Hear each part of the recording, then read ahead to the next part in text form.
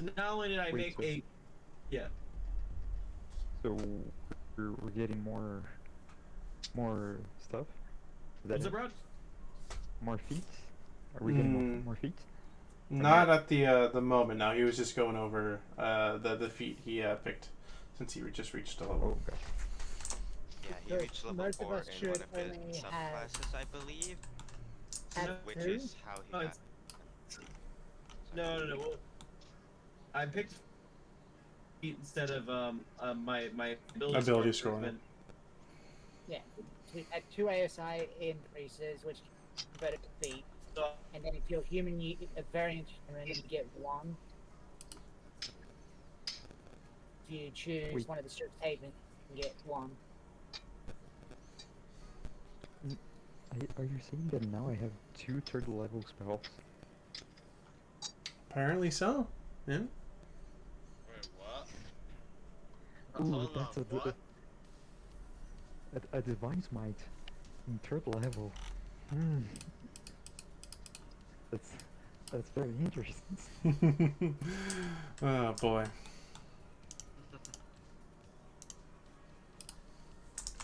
So, are we gonna start, or are you saying a halberd? It's gonna be in Tailspire today. Ooh, okay. Guys, I have to reinstall Hellfire. Give me a sec. Why'd you uninstall it? I needed space for other stuff. But you know we use this.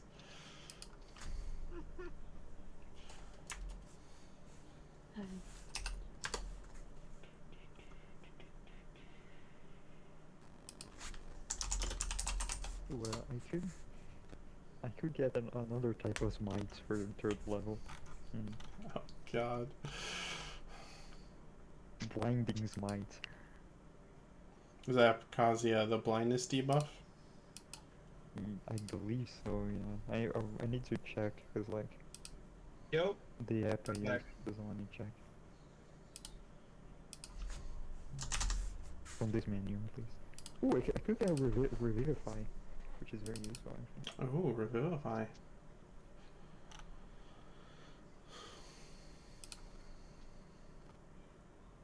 So magic, daylight, Crusader's Mantle.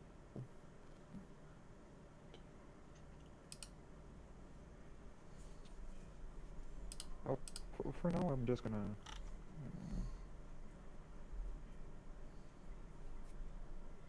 I don't remember. Do paladins are able to change their spells afterwards? Just switch out. Yeah. Is it me or is Rod's mic very crackly? I don't know if it's rods, but Oh, I guess I am. So hold on, let me just a try to little change bit, this. yeah. 1 second. Alright, I got Tailspire again. Nice. Can I, at the very least, explain why I uninstalled it first? Sure. Let me get. Okay, so I needed space. I needed a lot of space to hold everything that my computer has right now. And I had no idea Tailspire was only 3 gigabytes. So my PC has enough to have Tailspire along with everything else. I did not even Is bother my checking because I thought Tailspire was ridiculously big. No. is my microphone better?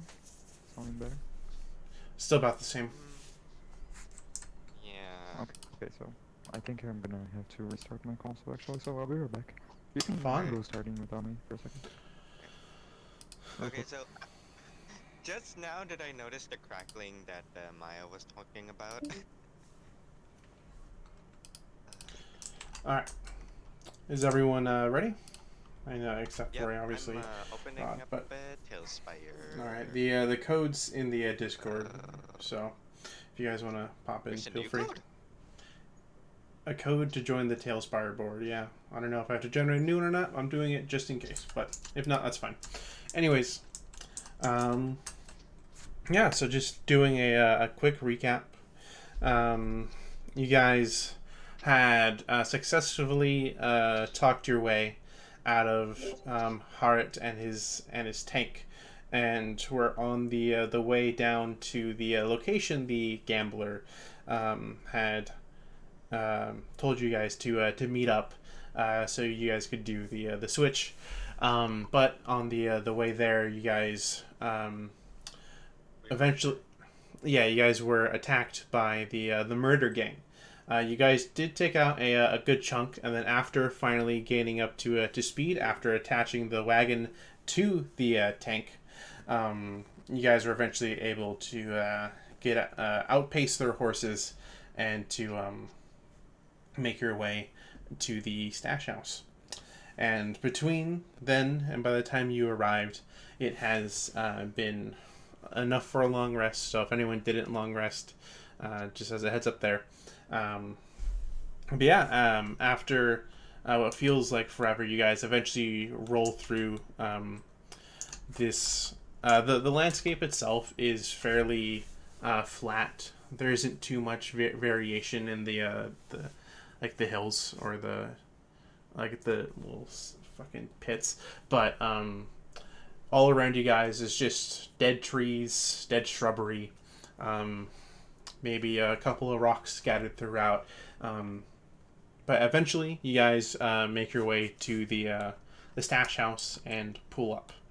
The stash house is a 2-story house, and for being located out in the middle of...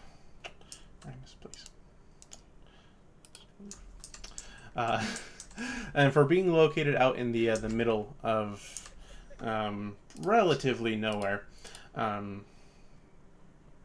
it seems to be well maintained. And you guys follow the path, and you guys park the tank and the wagon under what appears to be some sort of cover. What would you guys like to do?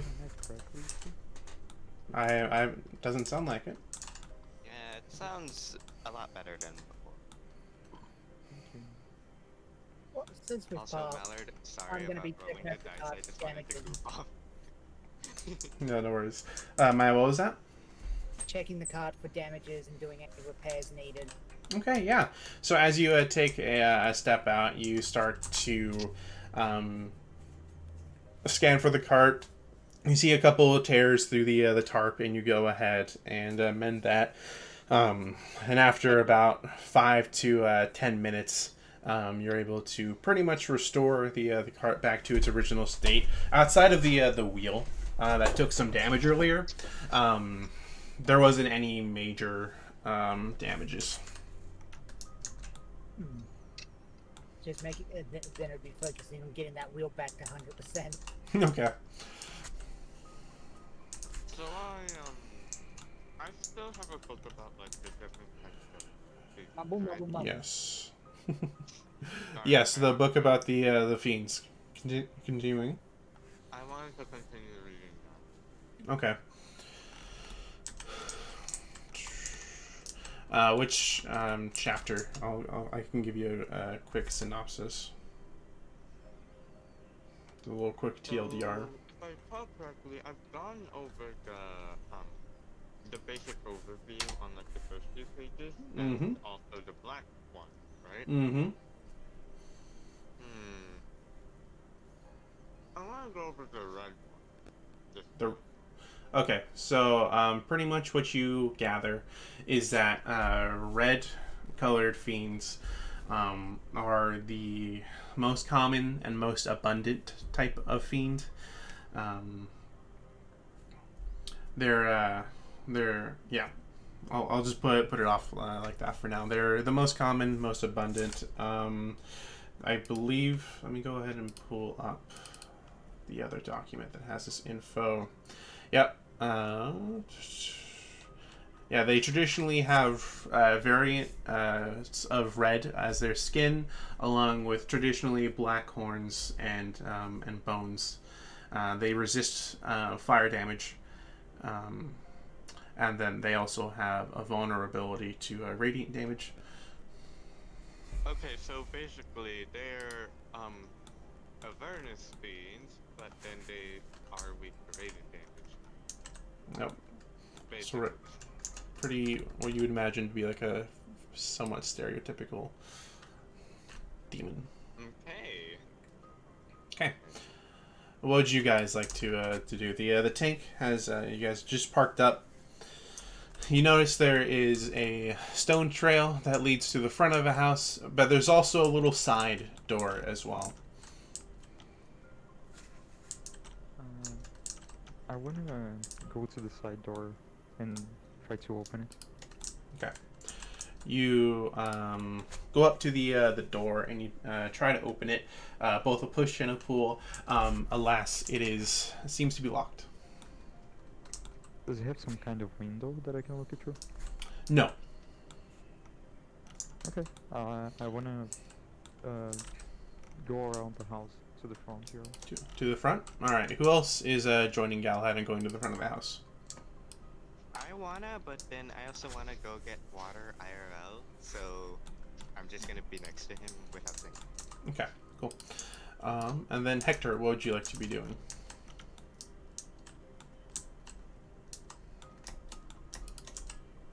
Put that there. Okay. Sorry, did you say? Yes, what would you like to do? You guys had just parked your two vehicles. Both Galahad and Velisar are walking up to the front of the house. He already checked the side door; it is locked. Guys, I do have an alternative way to open this door. No Shadow? shadow. You also recall this is owned by the gambler, or at least this I was is gonna he has use it, some but sort since you guys insist.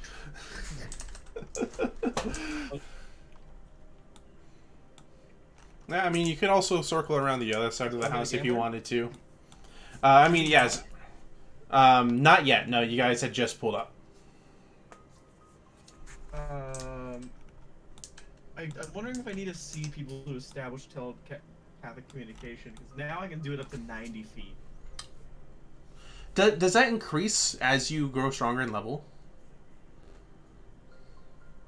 Yeah. Yes, it does. It's Wow. 10 feet per level. That's actually pretty cool. So, yeah, it means at 20th level you have 200 feet of telepathy. Jesus. Because I'm back. I just heard something about 200 feet telepathy. That's if a Kalashtar reaches 20th level, their telepathy ranges reaches out to 200 feet. Oh. yeah, You have to be able to see it to step. Okay. So do you want to circle? You want to go to the front of the house with the rest of them, or do you want to try something else out?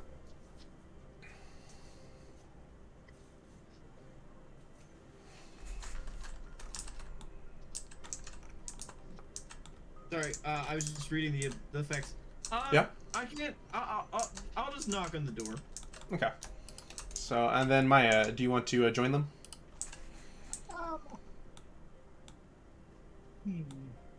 Question, where are we? You guys are in well, I mean, it technically is still a forest. There are still trees. That being said, Miniatures. oh yeah, miniatures. You guys are walking up to the front of the house. Okay. I was just wondering, because I cannot find any of us anywhere. Because I haven't assigned this to you. Getting the horse out with Watson. So they've been stuck in there. Good idea. Good idea. Let me assign this to you. That's probably why you can't see anything. There you go. Ah, okay. Okay. So as the three of you are walking up to the front of the house, Maya, you stick back with some of the retainers, Watson and Igna, and you guys pull the horses out one at a time from the wagon. Okay. So what was the good idea? Maya stays behind and watches the wagon. trying to get the horses. the horses out. Yeah, because remember the All individuals. yeah. I'm Okay. not that far away. Yeah, it isn't too far. So, all right, as the three of you walk up, Thank you. Hector, you approach the door, and you how do you knock?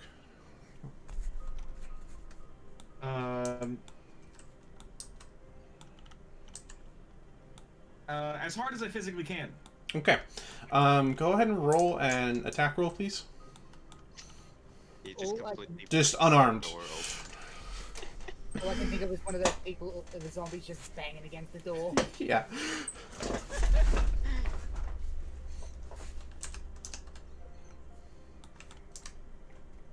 Seeing how hard you damage the door. Actually, while that's happening, can I look inside a window somewhere? Um. I just want to see how dark the place is, and that's Okay. all. That's a 19. A 19. Okay. So as go ahead and roll a d4 for damage.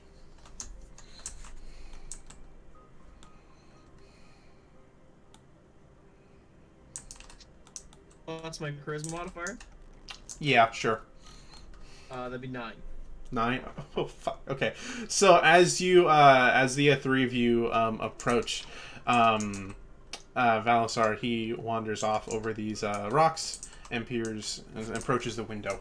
But while he's doing that, Hector, you after a long and tedious and tiresome trip, finally arriving at a house, you just want to just get the fuck inside and get some stuff over. So you knock as hard as you can, and no, you do not cave the door in, but after knocking in the same place really hard about 3 times, you do leave a good dent into the door, and if you punched it a couple of more times, you could probably punch a hole through it. But before that, you hear some shuffling inside. It's like, hold on just a moment, God.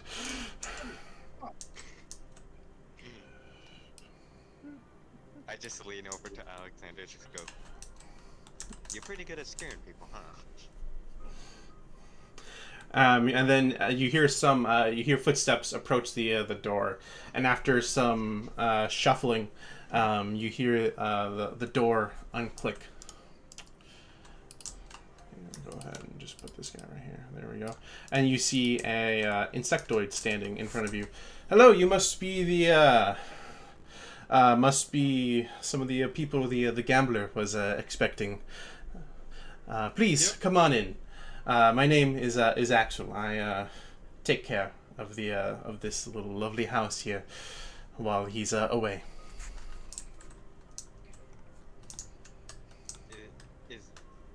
Hold on. So he's not here. I just want to.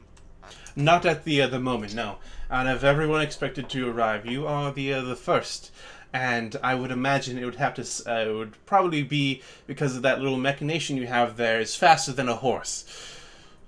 Are you going to be back soon? Yes. I am not quite sure exactly when he will be here, or the other guests, but please make yourself at home here. Should hopefully be no longer than a day or so, depending on what gets in their way. I hope you guys found it here. Look, I can only take guesses. You might have some other business to attend to, or a thrilling game. Crouch in the rocks and tell me where I can sit. Yes, please come on in. And he gestures you in.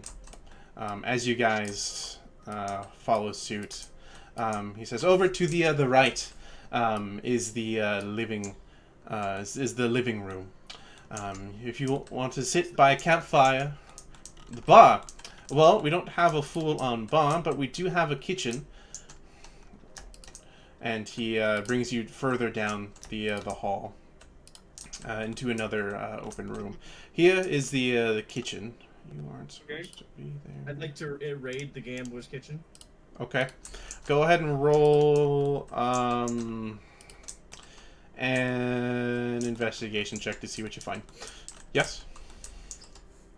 Mallard, while that's going on, 2 things. Investigation, you say? Yep.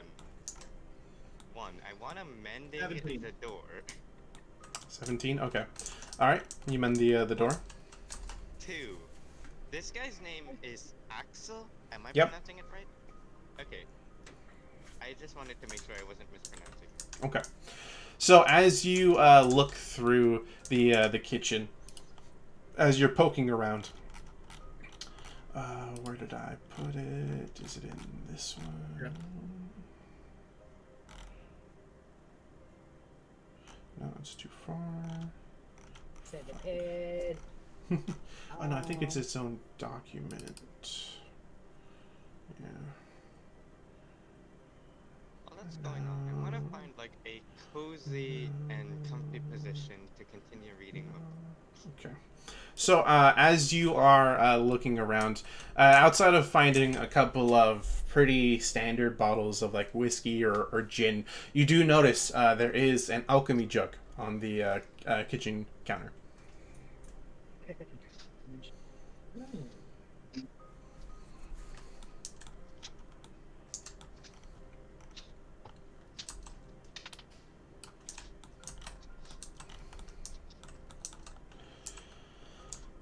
Okay.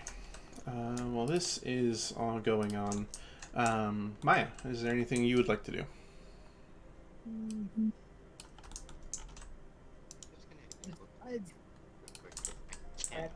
Just going over all the damages once over, making sure the tank is not connected to the cart still. Yeah, so you seeing as how it was only attached by two things, one of them being Jimmy, which I presume is no longer attached at this point. You remove the rope attaching the tank to the wagon. The wagon itself is in tip-top shape. Igna, at this point, he's gotten off the wagon and he starts to make his way inside. He's like, "Well, thanks for repairing the good old wagon." No worries. Yeah, I think some items got broken. Wonder what they were. Might be able to remake them. Well, I'll have to see if they had traveler's insurance in there or not. And if they didn't, well, it's their loss. Well, it's in technicality of certain people involved, and I'd rather not any ill blood between us and you, as in the. No, it's fine. And he proceeds to make his way inside. I'm just making sure everything's properly locked down. No one has become a stowaway underneath the vehicle. Nope. All that. Make sure the horse have water. All that. And then I'll head in. Okay. I'll grab in the Hellhound Pup in its little basket. Okay, so close Yes, these. the pup. Yep. All right, so. Had a homunculus watching it this entire time.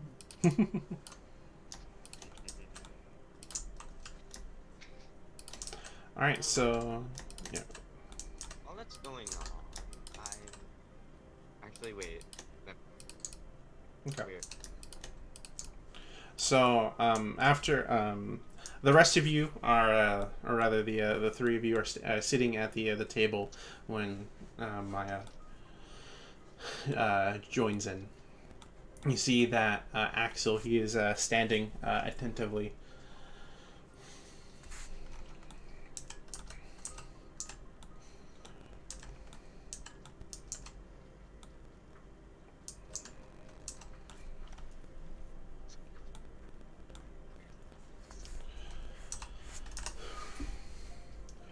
Oh, I should mention that while you are here, do not go into the master bedroom. That is off limits, not by me, but by the gambler, of course.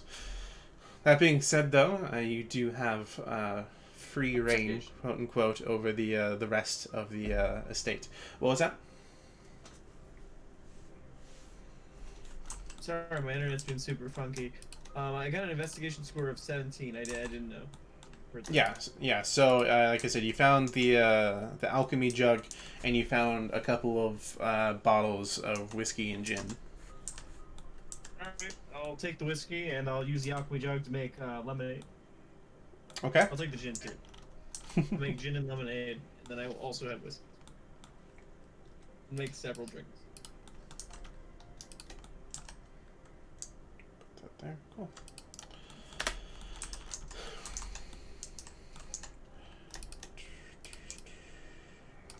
So, she'll just find a nice quiet corner with the pub and start just tinkering with her items. Okay. Because I'll be increasing catapult spell on her firearm by a level. Okay. Where would you like to go? So far, there's the kitchen, the living room, and then the dining room, and from what you can also see as well, there's some sort of greenhouse. And then of course you can go check upstairs. Probably the living room. Living room? Okay. As you make your way back into the living room after meeting up with everyone else, you notice Igna. He is on the couch, just sort of sitting by the fire. Seems a little bit deep in contemplation. Oh, he can be. He's got his own things to think about. Okay. Galahad, what would you like to do? I'm going to the living room too. Okay. Me, I just want to explore.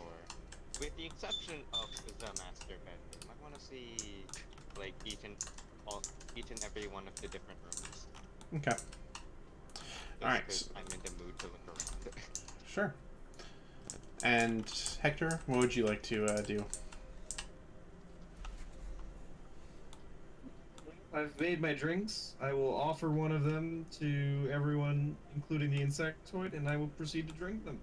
Okay. Do any of you guys Part of me wants to take the lemonade because that's what I whiskey as in lemonade? Rahi would get. The other half of me wants to. Gosh, dang it, phone. Wait, I'll get that. Okay. The insectoid, he accepts you on the offer. So yes, I'm not too much of a bartender myself, but I will graciously take this. Alright, I'm back. So, like I was saying, part of me wants to get the lemonade because that's what I would get. The other half of me wants to get the rum or the whiskey because I wanted to see what would happen if Balasar got drunk for some reason. Okay. I mean, yeah, if you want to accept one of Hector's cocktails, go for it. And that goes for anyone else as well. If you guys want to take a cocktail over to the fireplace. I'm gonna flip a coin. Heads for lemonade, tails for one of the cocktails. So I'm gonna get lemonade and in 2 glasses Okay. before going to the living room itself. Tails. Okay. Okay, I'm taking a cocktail. All right.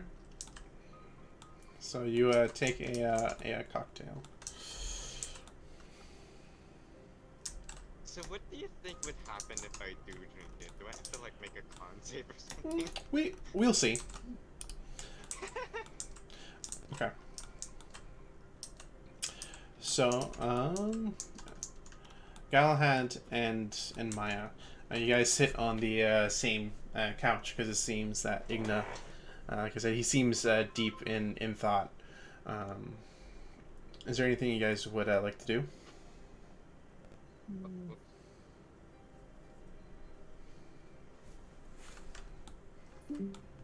For me, it's, as I said, just upgrading the spells on items that I have, which is just the catapult spell at this time. So that would take a fair bit, most of my time.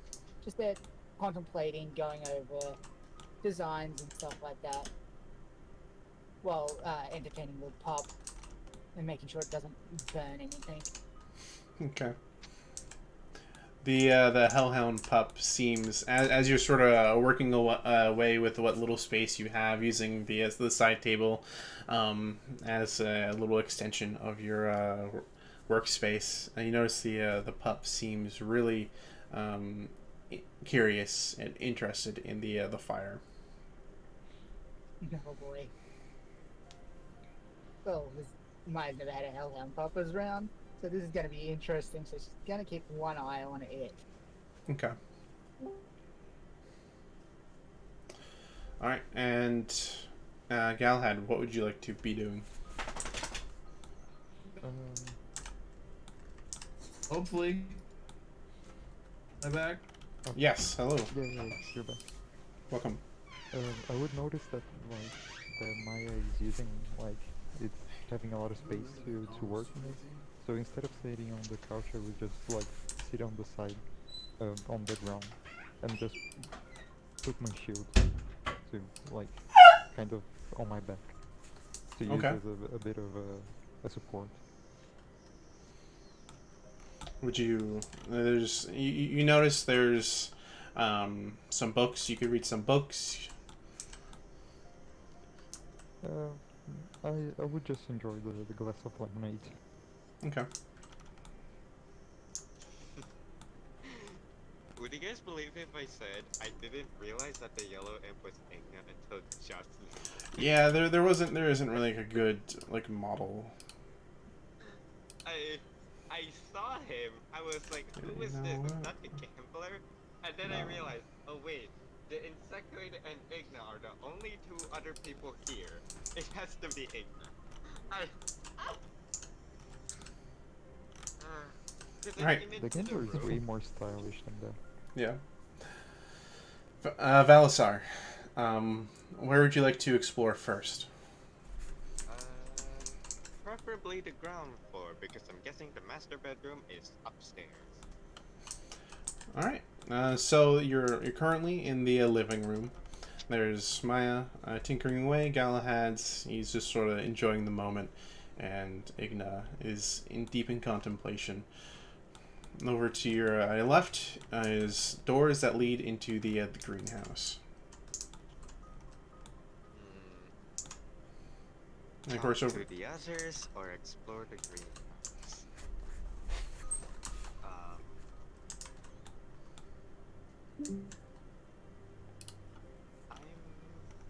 Well, he's not back.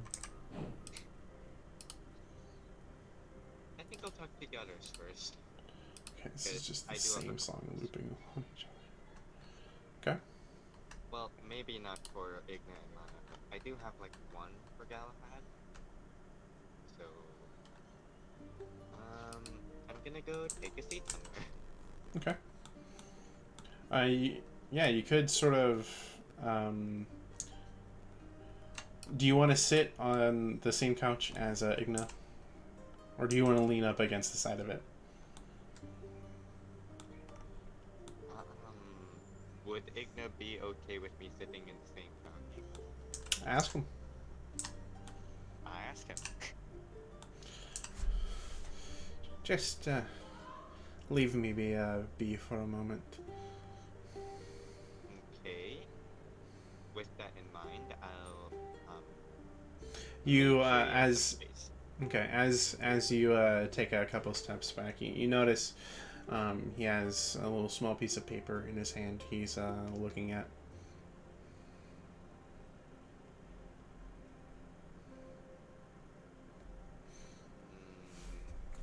I don't think I'll ask for that. But I'll keep that. So, I wanted to ask Galahad about the brimstones just a little bit more. Because I am curious about the brimstones and what they did before all of this happened, and before and so on. Before the war?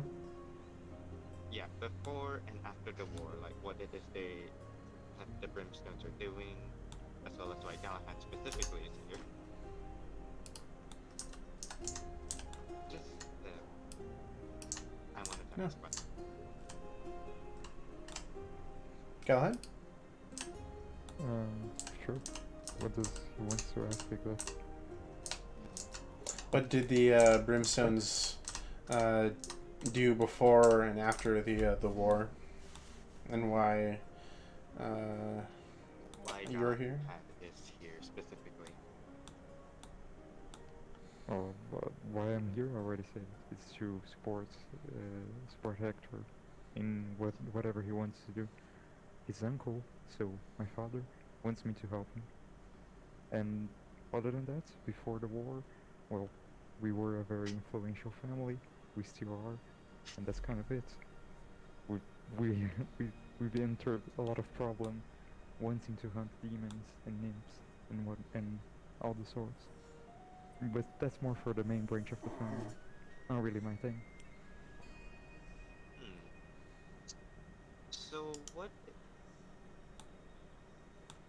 what was the war about exactly? Like, why did it happen at all? Uh, what were both parties trying to achieve? I'm just curious about it because I never heard anything like it before. As far as I'm aware, just plain hate for each other's race. Ah, so A war born of racism, hatred and spite. basically. Yeah, Hmm. I thought that's that why I was. never agreed to it, but I still had to fight for my side. Hmm. You know, part of me was expecting some kind of long, deep, and complex reason behind it, but I didn't expect it to be something as simple as just straight up racism. Oh, sadly, I wish it was complex too, but I guess hate is as powerful as any motivator. Hmm.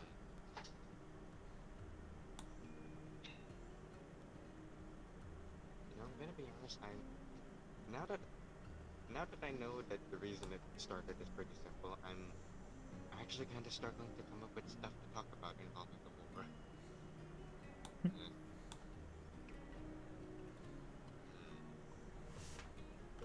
So, what was it like back at home? Just curious. For me, well, just another real life. A lot of servants. Pretty much anything else. Had my had my entire life delivered to me in a silver plate, and here I am now. Hmm. Never wanted to just stay around in the mountain, or just become another royal person, and have my even more Another. servants and whatever. Fucking crap! You good? Welcome back. Hello? Hello? I think he's back. Hello? Is he back? We He's just not. hear, like, off in the other room, just Alexander yelling about random stuff. And it's just like, what's This going is on something here? Alexander would yell about, his internet connection.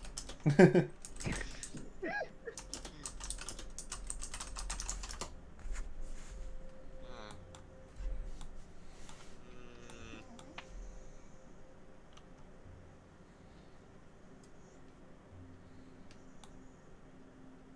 I'm gonna be honest. When I first heard about the wars, I thought it was gonna be something that would interest me. Now that I've heard about it, and it was just simple, as simple as you say, suddenly I just lost a lot of interest for it.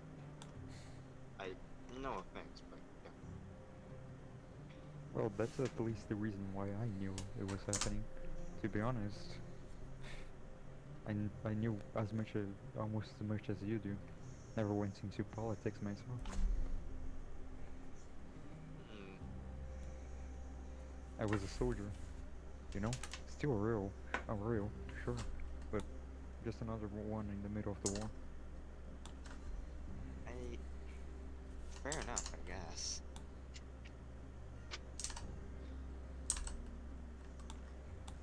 Alright. While that's going on, Hector, is there anything you'd like to do after you're done drinking?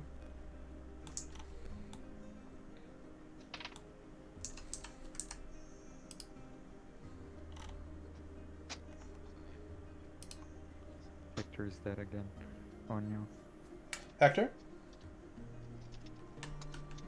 Everything good?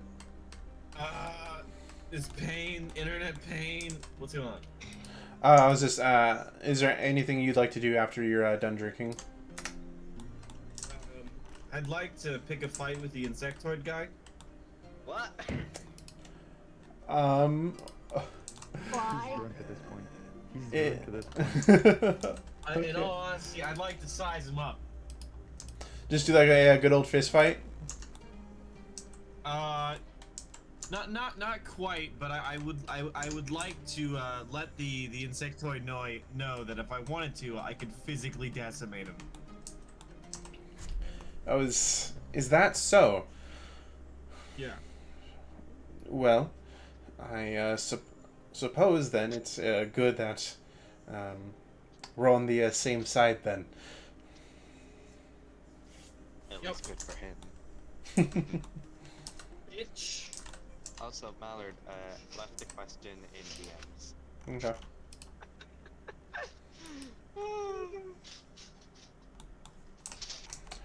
Is there anything else I can help you with, sir?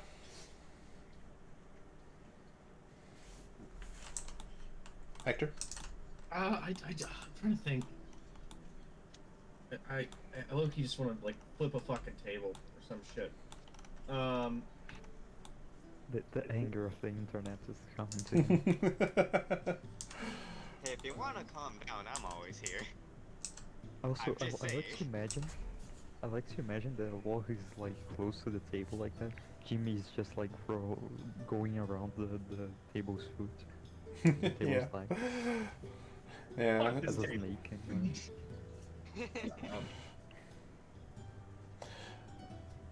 Wait, so are you flipping over the table or? I'll be right back. Okay. No, I'm.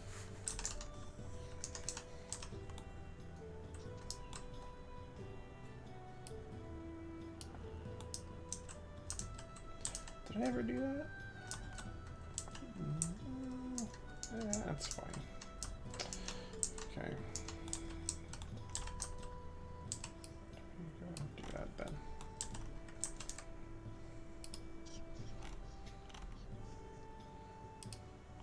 Alright, so, but is there anything you want to do, Hector? Wander around. We'll take a walk outside. Maybe try to chop down some trees. Actually, on the topic of Alexander, now I actually have something to ask. Thanks. So, is he gonna do something first? Yeah. Hello? Hello? No, I'm not gonna flip the table. I don't know. He's in a mood. I think realistically, Hector's just in a mood. Okay. It's like, well, I usually whenever I get frustrated, so I usually either like to calm down in the greenhouse or go up to the observation deck upstairs. But that's just me.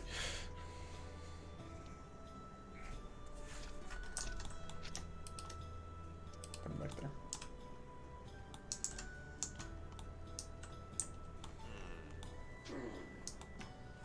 Can I ask Galahad something?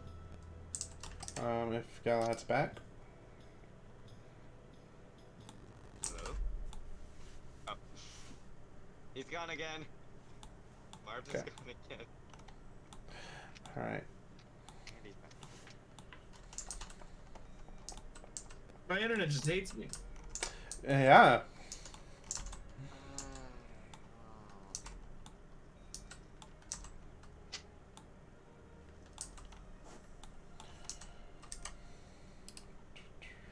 Yeah, that's where I'm at.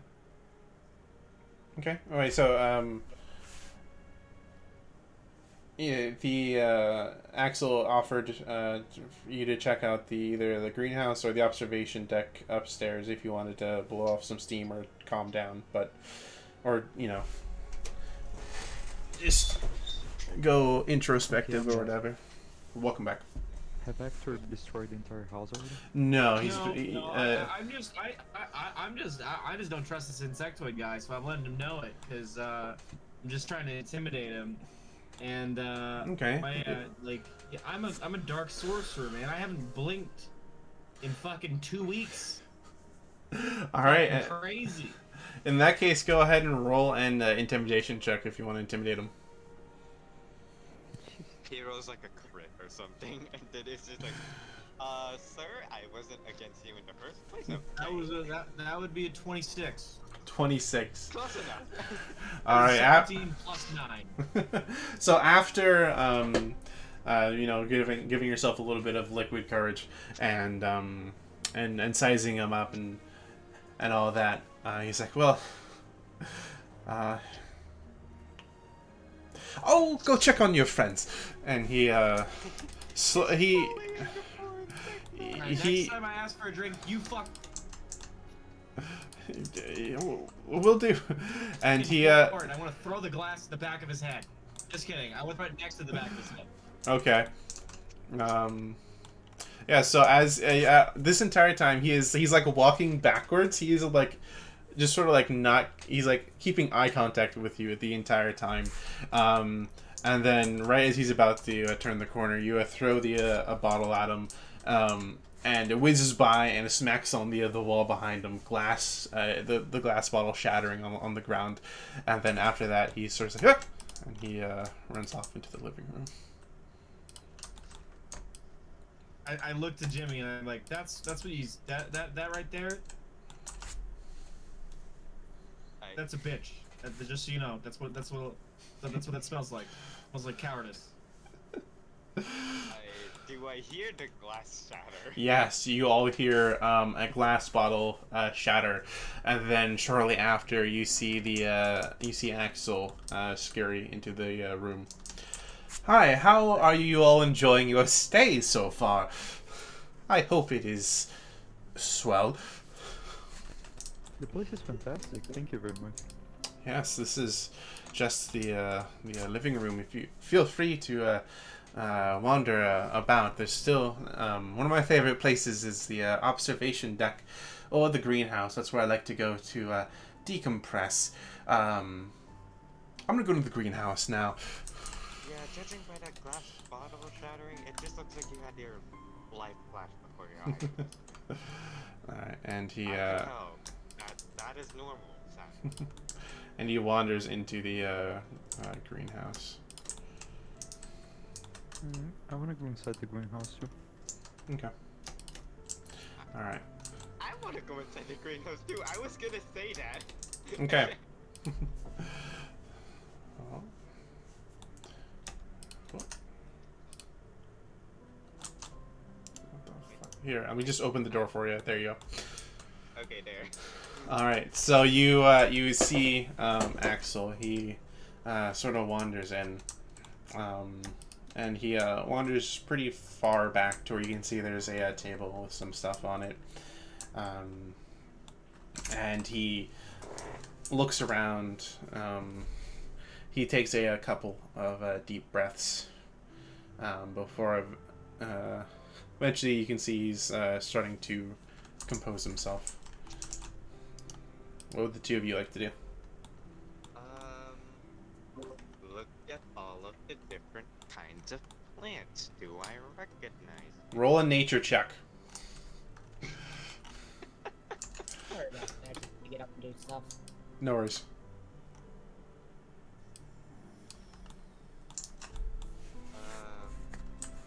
Give me a sec.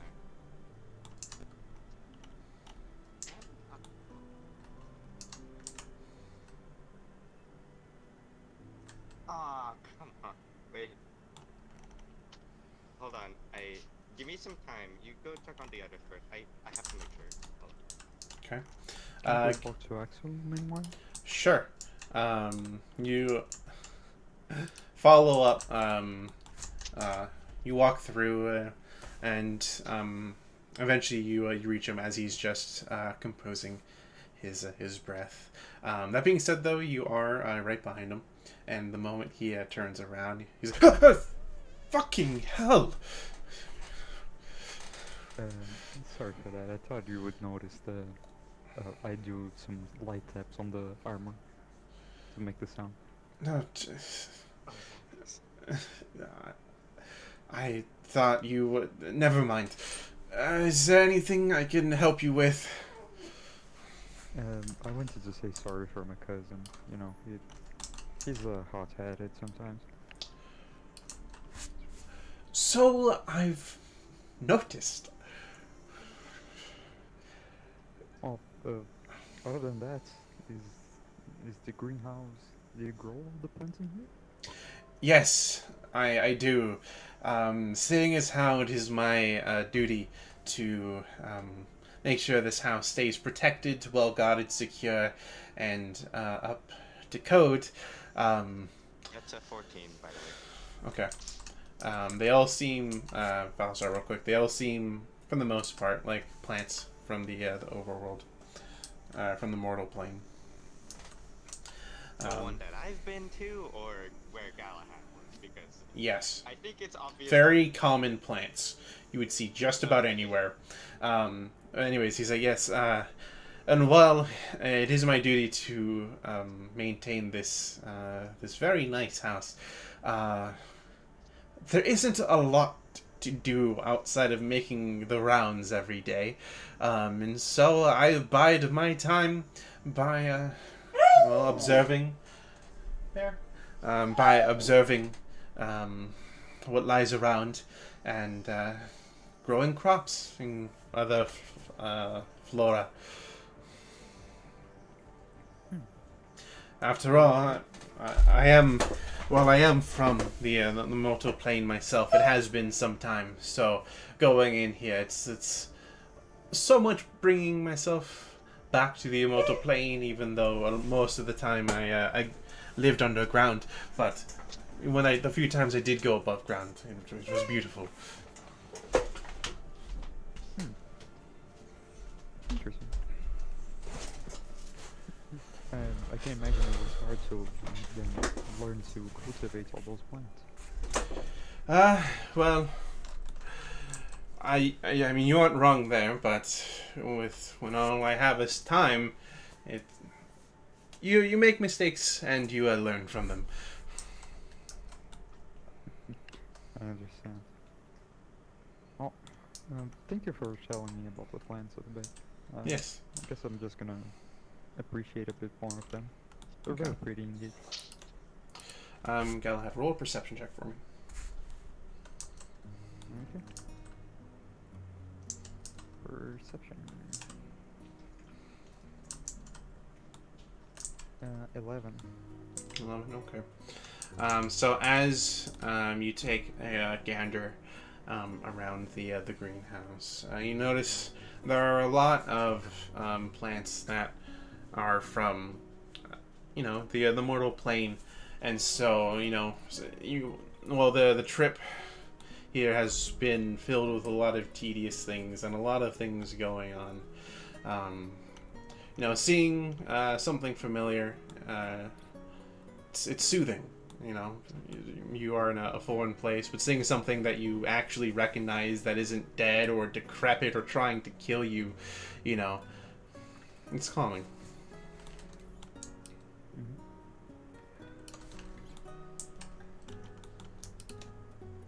I can see why this place is where you go to unwind.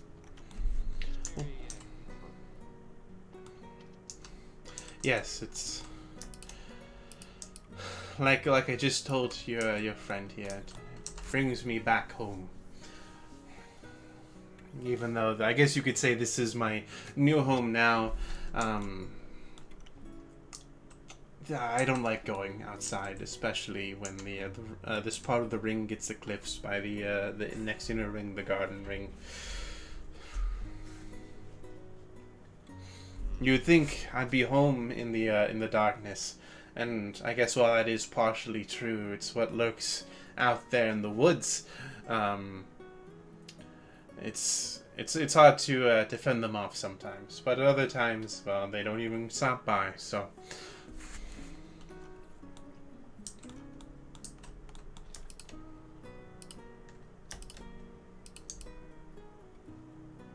well, I'm gonna continue exploring around the house if you don't mind. By the way, but where yes? is the master bedroom? Just so that I don't accidentally go into the master bedroom. Trust me, you won't. It's locked. But Okay. yes, if you're wondering where it is, it's the door at the end of the upstairs hallway. And besides, I'm the only one that has the key anyway. So unless you're trying to go against the rules here, you should be fine.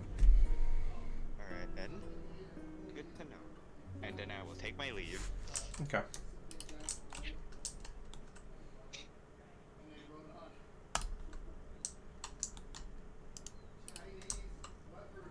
There you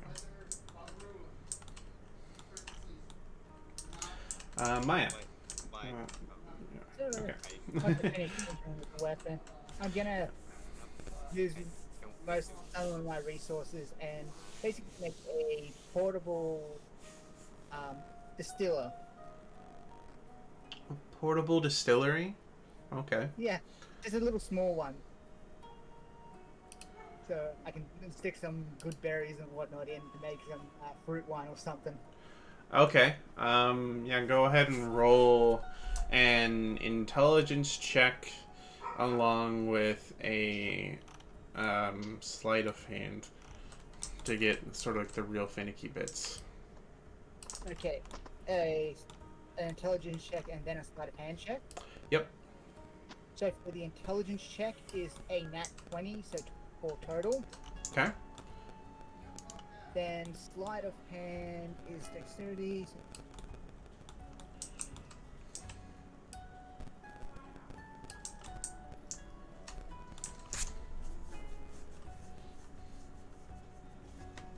26. 26. Okay. So, after the entire commotion, you start putting some of your resources into making a little portable distillery.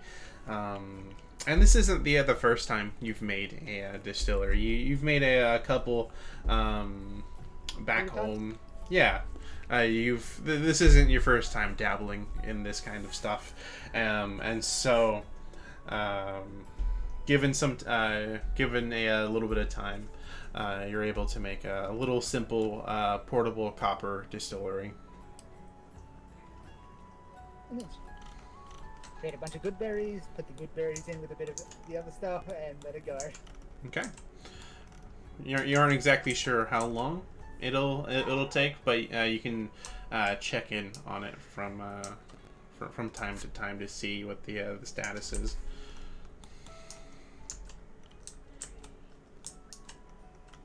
Okay. Balasar, as you go upstairs, I can see you're already at one of the doors here. You go ahead. I just passed by Alexander, just see him completely drunk and angry, and I'm just like, yeah, I'm not even gonna bother trying to interact with him. Excuse me. Okay, so as you open this door, which is unlocked, you notice there's a small little bedroom.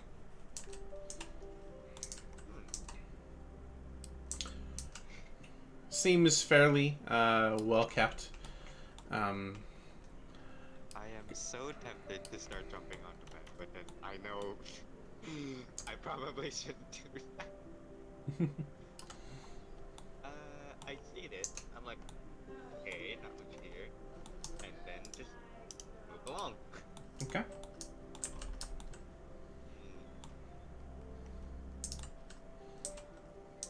So, do I? Roll a perception check for me, as well, real quick. Perception. Yep. Okay, 24.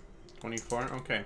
So, real quick, going back a couple steps, as you're turning this first corner at the stairs, you notice there's some sort of black thing which leads up into the attic, because you know this is a 2-story house.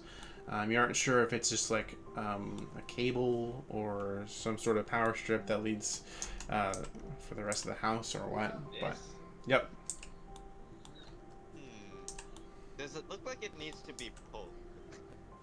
No, it's fairly it's embedded into the wall in a little slot, but it's not like covered.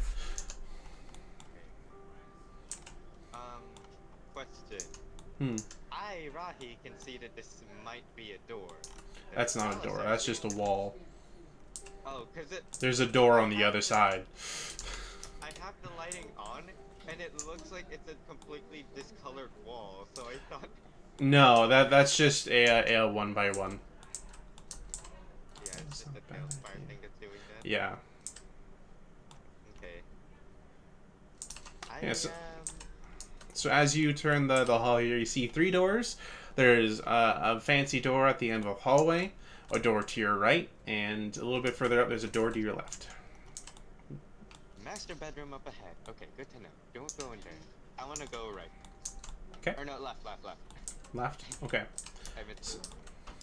So as you walk up to this door here, it opens and you feel a little bit of a breeze as you are now on what you can only imagine is the observation deck.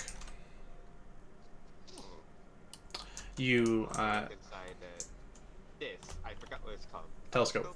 Yep. Yeah, so there's a couple of lounging chairs. There seems to be a little station over there on the side, and of course the telescope. Where would you like to look? What are my options here? So since this is a fairly flat land, you could look to where you guys came from. There's only really one road in and out. You could try to look upwards, more towards the center, where that lies, or you could take a look around. You are somewhat near the edge of like a cliff that goes off into the abyss, but that's a ways out. You could take a look around. Just poking out from the top of all these dead trees, you can see that old decrepit tower you guys visited as well. I thought you were gonna say like the mines that we went No. to, and I was gonna immediately put That being said, though, you do see the mountains, the mountain range over there. I am tempted to shoot it. But no, I won't. I want to look closer to the center. Like, just straight up, right? That's where- Fairly, I mean, somewhat straight up. You can't like put the telescope at a full 90 degrees because you know the stand's in the way, but you try to tilt it as far up as you can, and you have to at that point pretty much get on your hands and knees to look through the eye scope. And as you look up, you see the center, which is glowing with a sort of lightish blue hue, but you also see little black bands going every which way between you and the ring, presumably the other rings. Okay. Cool.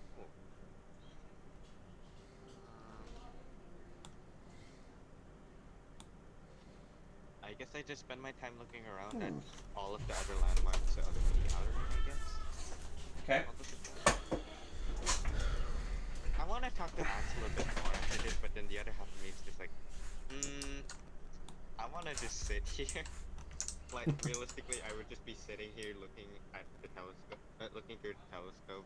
The other half of me is like, but I want the lore. Okay. All right. Is anyone else going to be doing it? Yeah, that's what I was saying. Hector and Galahad, is there anything you guys would like to do after threatening off Axel and checking out the greenhouse for both of you guys respectively?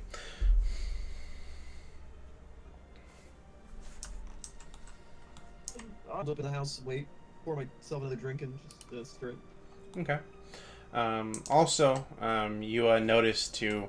There's been a bottle on the center of the table, and it's at first you thought it was a decoration, but as you take a closer look at it, you actually realize it's a health potion.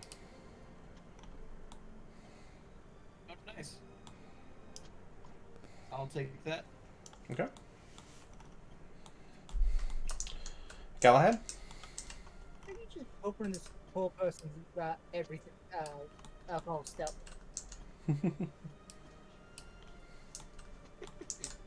Great. First we start and demand, then we steal from him. What else are we gonna do?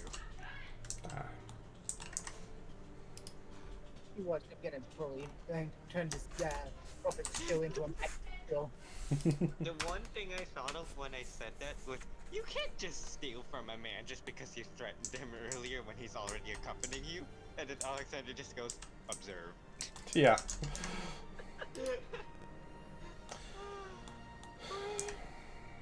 Why do I keep thinking of these stupid memes? Galahad? Sorry, I forgot I was muted. I'm gonna go to the second floor. Okay. So you step out through the kitchen doors and you pass through pass by Hector. Yeah. Okay. Alright. So as you go upstairs, there's a little door to your right if you wanted to check that out. Otherwise, you can also go upstairs. But also another thing you notice is that there's also seems to be a basement as well, judging through the holes in the stairs.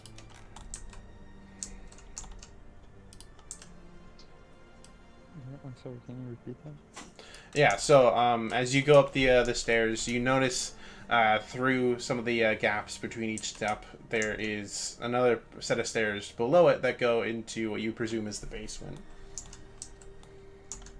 I want to try to find an entrance to the basement. Okay. So before going up to the top, you go to what you see would be the other side, which is right past the through the kitchen, and you believe you're also at the door that leads out to your tank, or to Harrod's tank.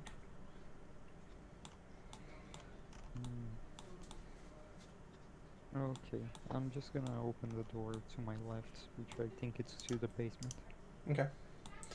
You find that it is unlocked, and do you head downstairs? Yes. Okay.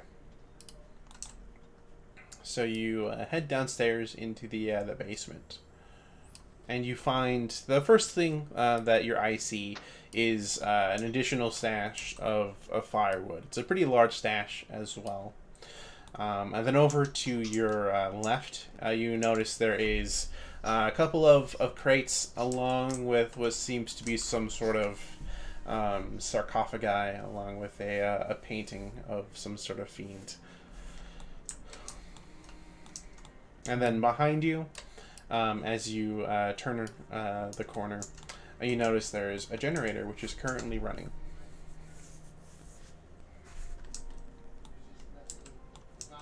I wanna observe the bottle that's above the crate. Okay. So as you take a closer look at the bottle, you see that it's some kind of potion. Go ahead and roll an investigation check to see what kind of potion this is, because you can tell that this isn't a potion of healing. It's something a little bit different.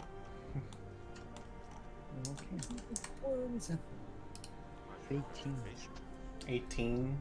Restoration instead. Just kidding, just kidding. No. You notice it is a potion of speed. How does a potion of speed look like a potion of health? Shh, it's fine. Oh, I was running out of item icons. There's only so Now, many here's bottles. It's a potion of healing red and a potion It's with green. Yeah, but anyways. Okay. All right. Oh, one of those T-flop things again. what? Okay, I want to take the potion and hold on to my left. Oh, I think I saw a stairs, a set of stairs. Yep. In the other Right. side of the room. Yeah, so on the far side of the room, you see another set of stairs, which lead up to a set of doors. Do you attempt to open them?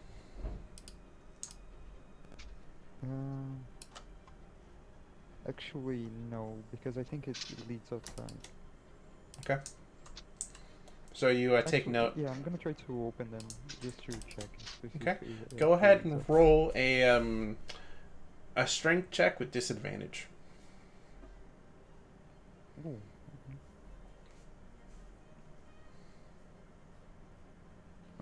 1 second.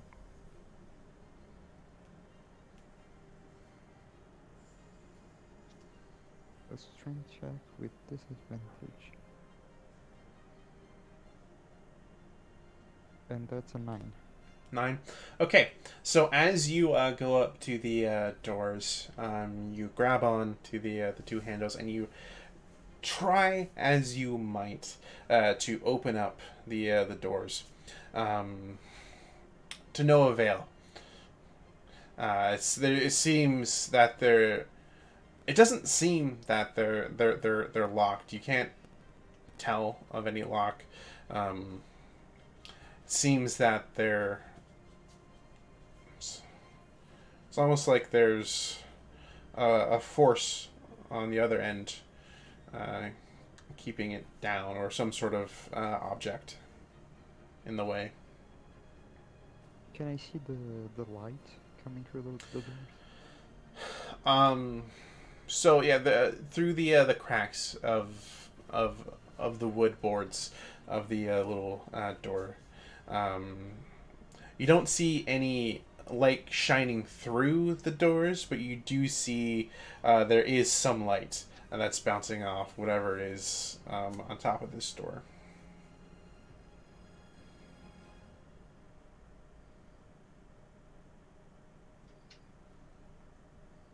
Okay, I'm just gonna go back then to the kitchen. Okay. The top one.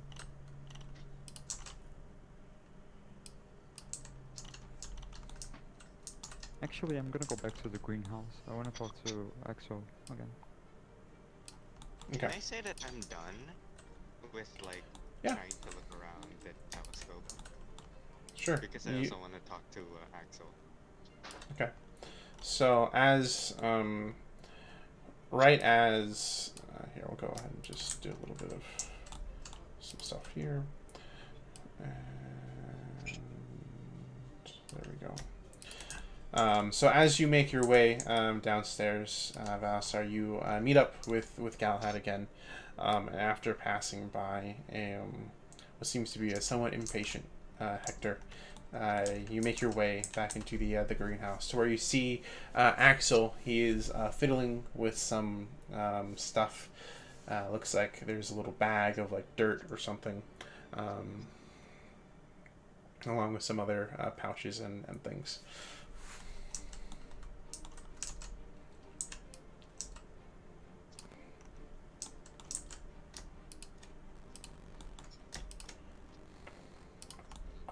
Okay.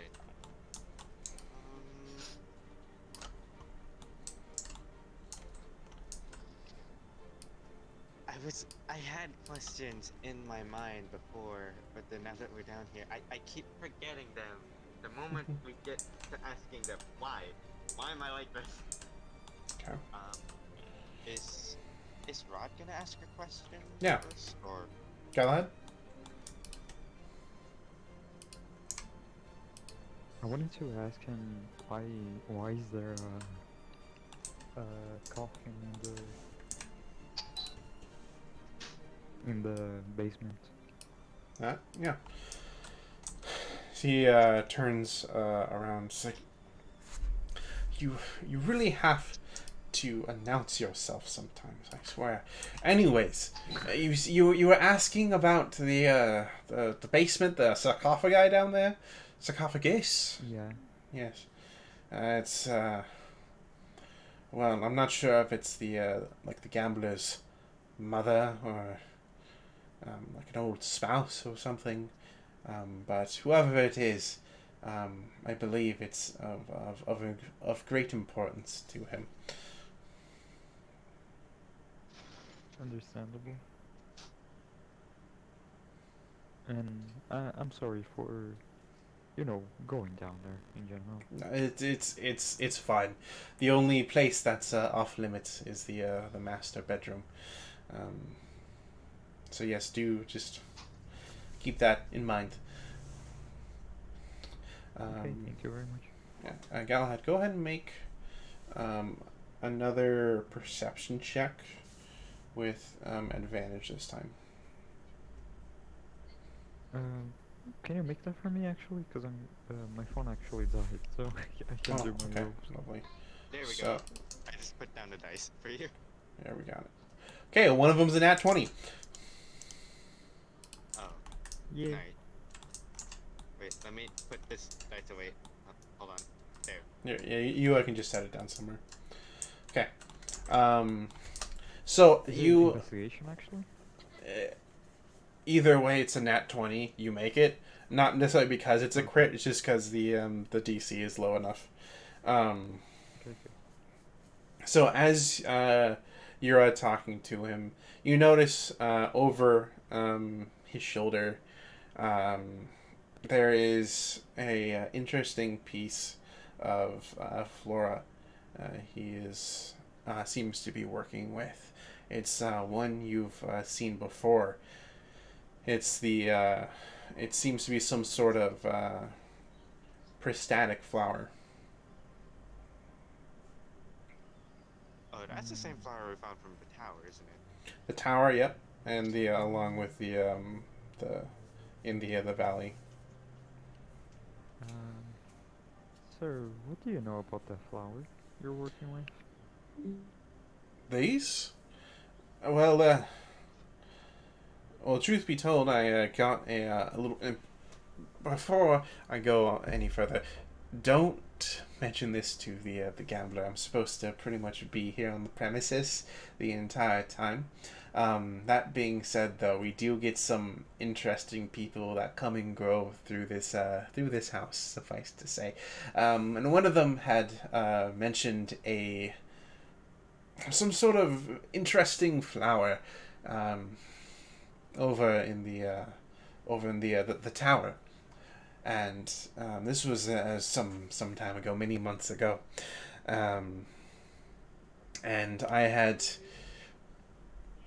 I checked the schedule and everything and saw that there was plenty of time, so I had checked my way out there, and well, I had asked some passers-by for passage to the tower, and when I had finally arrived, it was a beautiful sight to behold. I believe the term for them is a pristatic. I think that's it. Anyways, I had caught them while it was in bloom, oddly enough, and I was able to grab a seed, and I had made it back here, and I've grown one already with the original seed. I have a couple of other.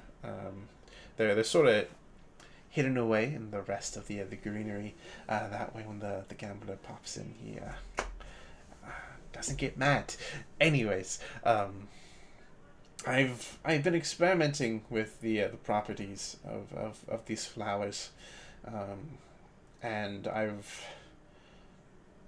it's it's a little quite odd because they are really beautiful, but at the same time, I can't help but feel like there's some sort of other magical properties to them. I've tried putting them. Time, perhaps. I suppose so. I've noticed there's this sort of this weird pulse that it sends out every now and again. Or rather, not say it sends out. I sort of feel it, seeing as how I am very much in tune with the plants here. It's almost like I could sort of read them and talk to them, even though they're just plants. And I guess you could say that it's recording time like that of a scribe or a calendar, but I don't really know any other way to put If it. someone else comes along, then it would, if I had to guess, replay it in some form? No, I haven't come across anything to activate its magical properties. I've been trying to find different ways to apply uses. Just one petal at a time. I tried cooking it, boiling it, tried just eating it raw. So far, I haven't noticed anything immediate. But then again, I'm more of I grow things. I don't necessarily. I'm no alchemist. You don't experiment with that. Who knows when that Maybe. has that.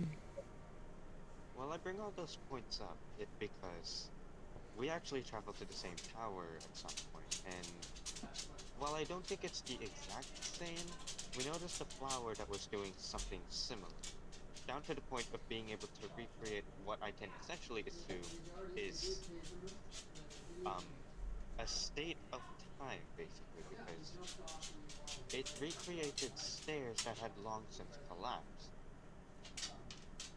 At least How? What? How were you guys able to activate this? I guess. I did Just by not. carrying the flowers with us. The stairs just appeared in front of us, as long as they were close to the floor.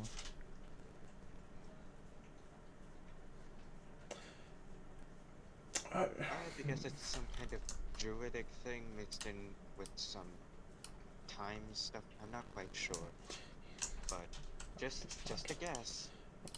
Just a guess. Maybe the plant itself is alive somehow. I don't know. Alive more than these other plants? I More mean, like I as like a sentient being. I would not be surprised, but here, give me just a moment. I have an idea. And he goes over. Yeah, and he picks up the flower, and he hands it to the two of you. Seeing as how you guys have some way of activating this, curious to see if it's Even in what your. happened on that last flower.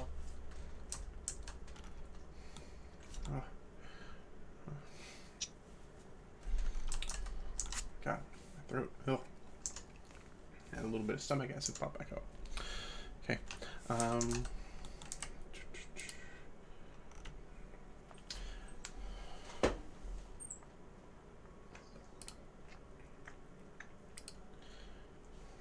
Okay. Yeah, so Galahad, make a history check for me. Okay.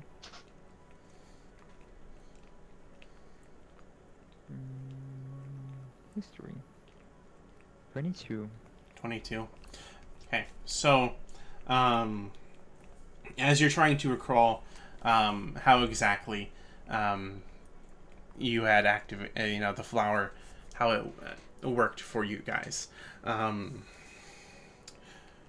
you try to think, and then that's when you pull out your pocket watch out from its its little slot. And right as you do that, the flower begins to glow, and that's when you notice outside of the crops that are currently here. You notice there are also what you could imagine are same crops along with other different crops through different stages of growth, and you also see. No, fuck! I did not want to do that. You also see another, this one, of course, glowing just like the flower. Another axle sort of tending to the plants. Oh, Unable flying. well, that's interesting. Is it? How'd you do that? Let's just say that a friend gave me this gift, and then I just do a little motion with the pocket watch. But Seems to be a very special pocket watch you've got there. You don't have the slightest idea. I wonder. That flower's been growing for a couple of months now at this point, and it's I'm curious to see this. It's very interesting, very interesting. You know, since we're talking about the pocket watch, do you have any plans that you're still waiting for them to grow? Well, I've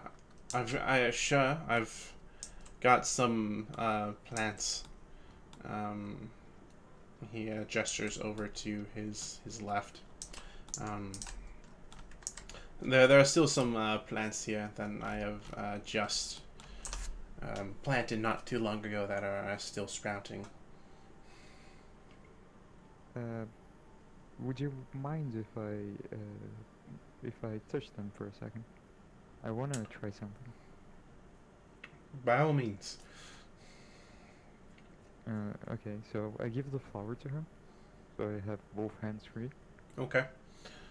He And I wanna. he escapes the flower and sort of stays close to you because he isn't sure how far you have to be for the flower to work. So he's like, it's like shoulder and shoulder. Okay.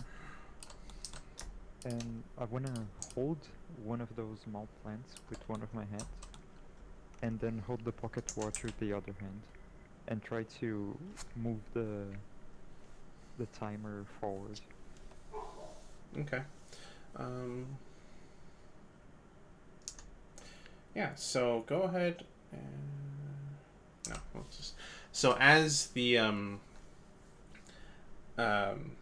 Axel, he's holding the flower pretty much like right in front of the other plant, and you put the pocket watch pretty much right next to the flower. They're all within, like, theoretically, if you had like a big enough hand, you could grab all three things at once. They're really close together, and you pull up the little bit at the top of the pocket watch. And do you fast forward or rewind? Fast forward. Fast forward? Okay. You start to fast forward, and it's moving second by second, and you don't notice anything. But after turning for about a minute, you do seem to realize that it is slowly growing. Can you see that, Axel? Yes, Tell me it's... I'm not going crazy. No, it's... I mean, it seems somewhat impractical, but it's, at least at this current rate. But yes, it is astonishing. I mean, yes, I imagine maybe I'll be able to get better control of it eventually, but I was just curious to see how powerful this could be. Oh, thank you for letting me test this anyway.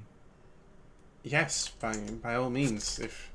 Feel free to go ahead and keep the flower. Curious to see if there's anything else around this this state that it can mess with. That's all well and good, but my question is, does flower need anything to survive? Well, I've just been feeding it basic fertilizer. I've been feeding it a little bit of ichor and a little bit of water as well, because I'm not sure which one it likes. Okay. It seems to be doing fine, though. I just wanted to make sure. So, in case we plan on keeping it later down the road, because... Galahad, do we even have any of those? I don't think so. I don't think you guys... What There- happened to the one in the tower? It disappeared. It No, is it- disappeared. It didn't Alright. just die instantly. It outright disappeared. Okay, yeah, we're gonna take those with us then. We have two now. Yay. Okay. I can imagine those will disappear too after we get out of the house. Mm. Well, he took this from the tower somehow. Yeah, he He he, took the seed. yeah, and he was able to grow his own. And it seems that even though there was no event like what happened when you guys first came across this kind of stuff, that this flower completely grown has these magical abilities, although it doesn't seem to go too far back. I love how the other exo keeps moving there. Yeah. Because it's flying, and the game just makes it do that when it's flying. Yeah. Mm-hmm. It's the only way I can really say that it's like, you know, a past version of Doing them. something. Yeah. It's a nice detail though. Hey, even the rocks and the leaves underneath Axel flying. I was gonna say, does he have 3 legs? But no, I just looked closer and I see it's friggin' leaves and rocks. Yeah. Some base I mean, items. he's technically an insectoid. He can fly. Can No. insectoids fly? Just a certain variants. Kind. Yeah. I thought he would have wings for sure. No, he can burrow underground though. Oh, gotcha. Ah, so he's Yeah, a he did first say type he lives Pokemon. underground. I guess you could say that. Ah, yes, he knows dig. You know, I will Very see useful. myself out now. Okay. Alright, so do you guys make your way back into the living room then? I'm already Yes, here. but before I'm gonna throw a Pokeball in Axel. No.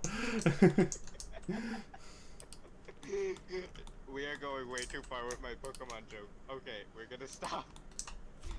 Okay. As you get back to the living room, Maya, you can see she is putting on some final touches on some sort of copper pot thing. You can't really tell what it is. And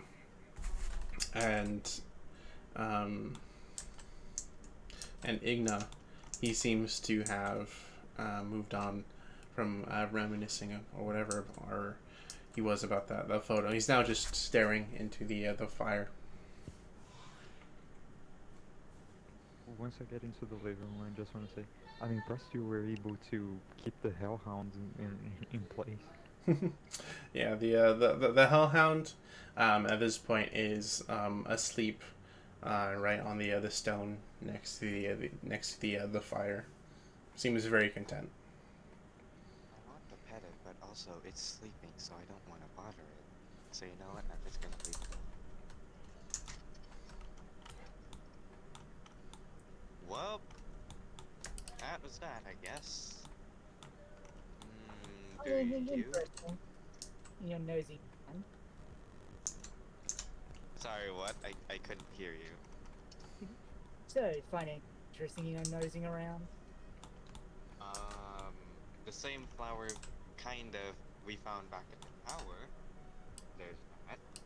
And then, other than that, there was also a telescope above the Greenhouse. greenhouse. I was about to say garden. Greenhouse. I mean, it's technically a garden. Yeah, garden inside. Technically. A garden inside the greenhouse. Beyond that, not really much. Then again, I did go down before checking out all of the rooms, but it was mostly because I had a question for Axel. And then I forgot. That seems about general, doesn't it? Happens to the best of us. And Maya, So- do you think you could do anything to with the flower? Maybe some kind of potion, or try to discover some kind of property you may have, if used as a medicine or something like that. Give it a shot. As it is, I am not familiar with this type of flower. Now was the Well, first. neither. That's Okay. very interesting considering the effects it's showing.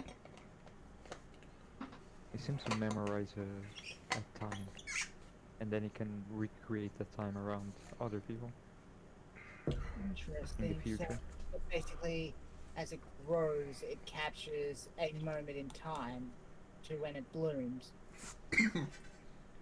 Yes. And once it's bloomed, it will replay that moment for anyone who comes across it. It doesn't seem to be to who comes closer. It might have something to do with the pocket watch. Okay, so it's reacting to a time affair. Exactly. Yeah. I was thinking it had something to do with the shield, more so because the shield already had something to do with time based. Yes. The pocket watch. The pocket watch is the shield. Yeah. Yep. That's the thing. I just called it the shield instinctively, okay? Don't judge me.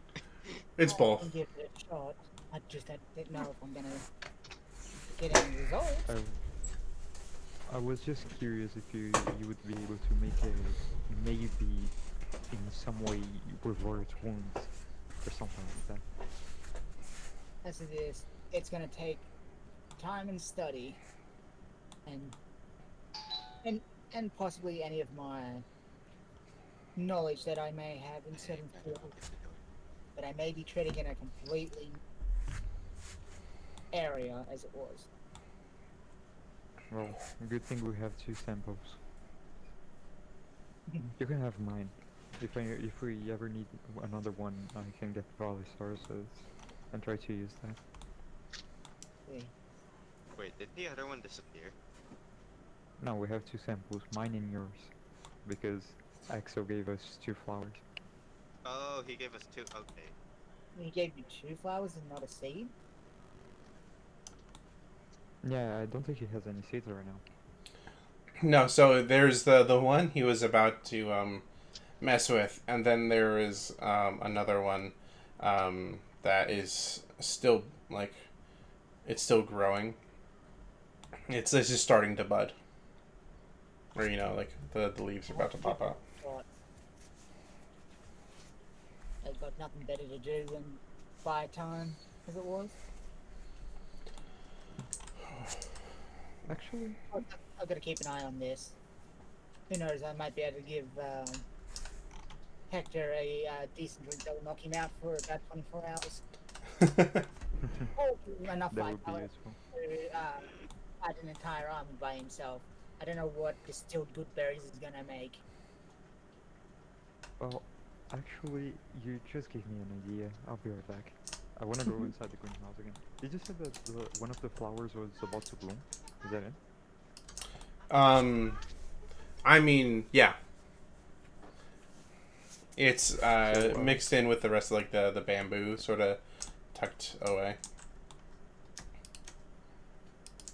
So I want to talk to Axel again. Okay. Go ahead and hide that. Okay. Axel, I know this may be a little too much to ask, but you said that one of the flowers is close to blooming, right? Yes. And you were able to get seeds from them when they were full bloom, right? Yes. Where are you going with this? I was thinking if I could maybe take some seeds with us. Well, I don't see why not. I'm technically not really supposed to have anything like this anyway, since it's, it wasn't given to me. So, by all means. It's just that I want to make more tests with the flowers, but 2 samples may not be enough to try as much as I want to. That is true. Okay, so I'll give me a few minutes, I guess. I'll just try to keep turning the clock and holding the flower and see where that goes. When you're Okay. able to, when it fully blooms, can you get the seeds for me? Because I'm not exactly good with dealing with the flowers like that. Sure, I can go ahead and give it a shot. Okay, so you know what I would do at this point. I would just hold the flower Yep. and keep turning the clock, trying to make it bloom.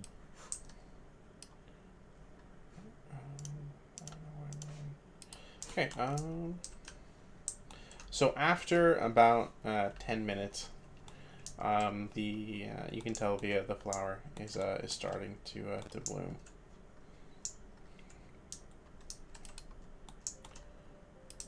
Okay, that's why. Okay. 15. Okay. And then let's see. It's gonna be this. Okay. So as the flower starts to bloom, you see Axel. He starts to work his green thumb magic, so to speak, and you see he's able to successfully collect 4 seeds. Oh, okay. Thank you very much, my friend. Yes. I'll try to find out as much as I can about these flowers and maybe bring back some new samples for you. By all With means, some new revelations. in the please future. do. I'm really curious to see where your findings go. Oh, I'm gonna go to the living room, back to the living room now. Okay. And that's it. But probably by that time you've come back, might as well add some paper, pen, and all that, and it just started sketching the flower as it was, and then taking notes of basically a botanist's analysis of physical characteristics and that. Gotcha. I mean, down. at this point, it's been like 20 minutes since I've said I had an idea and I went into the greenhouse. Yeah, you just Okay. went. And those sorts of notes take time. Yeah. I So. probably lost like 2 years of my life turning the clock. Like, I look two years older, like when I No. get out of the room. Like, Yeah, I mean, yeah. So, Valisar, since you are pretty much looking in that direction, you just see for about good old 10 minutes every time you peek your head in the greenhouse, you just see Galahad and Axel sort of hunched over looking at a flower, and you just see Galahad just slowly like twisting his hands, the both of them staring intently on a flower as they're literally pretty much watching grass grow.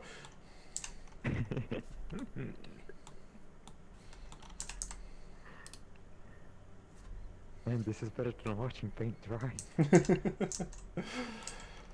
Okay, so I'm gonna get the flower, get the seeds, and show to Maya. Okay. Is this what you wanted, right? These will come in handy if we can grow them as we go. And there's more stock for experimentation going forwards. He did say that he's been giving fertilizer, water, and ichor. He's not sure if it needs water or ichor, but either Or is both, growing. or neither. Yeah. Let's see.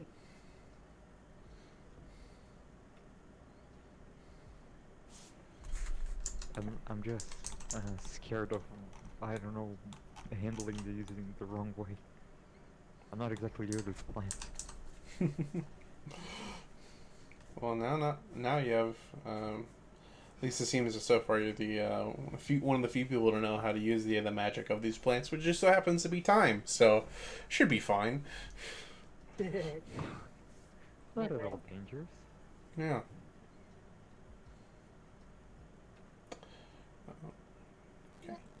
So that's going to be Maya's little task of experimenting with the flowers. Yeah. So okay. I just want to say, like, he's scared like that to handle flowers and whatnot, because I have one less nature, like less one for nature. Oh, minus So, one. yeah. I've got a +8 in nature. Good. That's exactly why I'm letting you handle the seeds. Well, it seems to be the best skill to go with medicine. Yeah. You know, Medicines that's make fair. more nature. Igna, he sits up from the other couch. Do any of you know where the bathroom is? I believe it's the door close to the stairs. Door close to the. All right, I'll go give it a shot. And he If wanders it's not down that, the it's other on the hall. second floor. I'm sorry.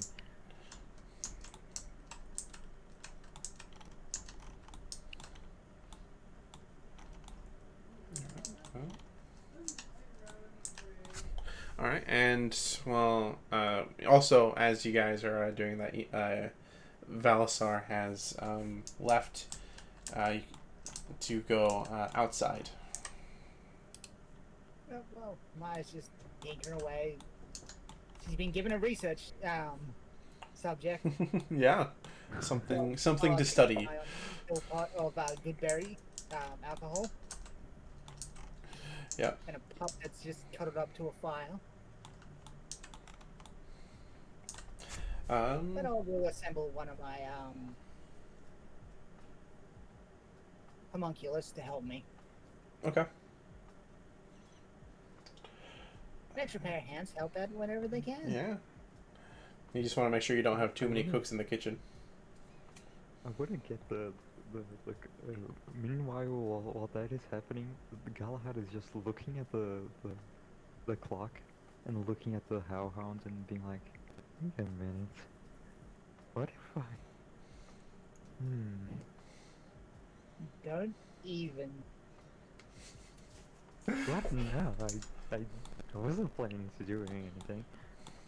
I do not know if it has bonded well or not. I don't speak infernal of all things.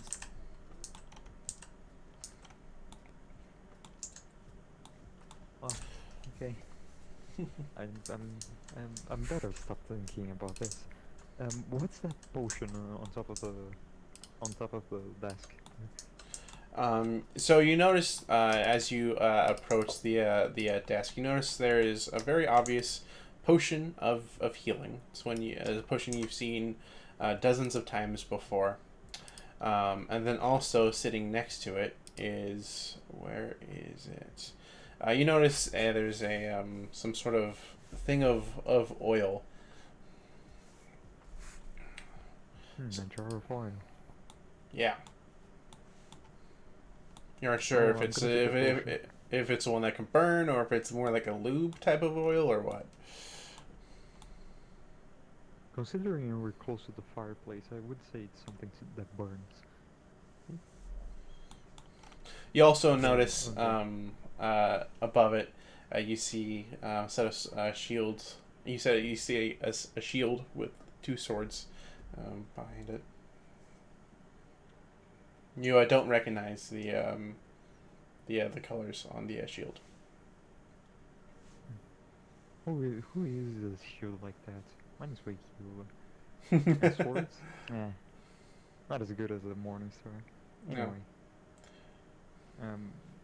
After grabbing the potion, I just want to check the bookshelf and see if I find any interesting books. Okay. Roll a perception check. The perception check. 1 sec.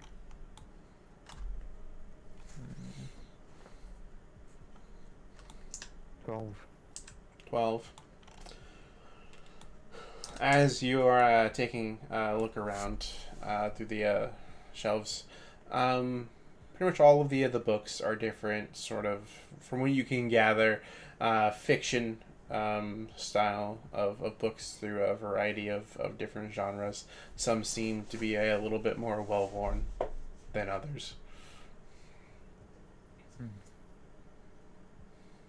Oh, nothing really catches my eye here. I guess I'm just gonna... I wanna go outside and check the tank. Okay. Do you go out through the front door and walk around, or do you go out through the kitchen door? Through the kitchen door. Okay. Alright, so you make your way out the side door. The tank's still there, engines off. You see there's some retainers hanging out over by the wagon. I wanna close the door behind me just to be sure. Okay, you close the door. And yeah, I'm just gonna stick around, check for the damage that the thing has suffered in the previous battle. Yeah. My exploration is done. Okay. You notice the tank has a couple of like a little bit of scorch marks, and there is definitely on the front right half of the tank. You notice there's scrape marks from when the tank rammed into the wagon. I wish I had mending to help with this.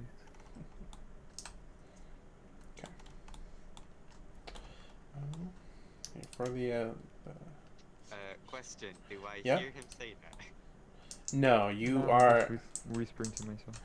Because I was gonna come up and be like, mending? I got mending. Valisar.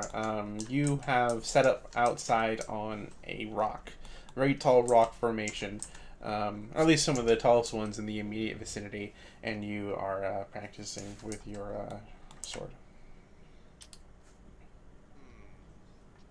Actually, give me a second. I'll just message you. In the end, give me a sec. Okay. Ooh, alright. All of a sudden, this giant bone dragon. No.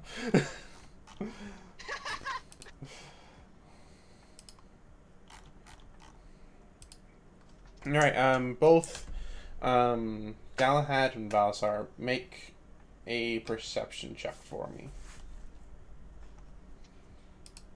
Another one. Dirty 20. Dirty 20. 23. 23. It Alright, is an so 18 and a plus 5. as the both of you are outside at the moment, you notice on the distant horizon a wave of black, and as you look up, you realize, just like when you guys were in the valley, it seems like this part of the ring is slowly becoming eclipsed by the next ring, the garden ring. I cast light. Okay, it's still a ways off, but you guys can see it from here since it's fairly flat. Oh, okay. Also, Valisar, make another perception check for me since you're out by the front of the house. Ooh, that is another 18 for another 23. Okay. Seeing as how you're also standing on a rock and have some high ground, so where you can see through pretty much everything except for when really, really far out.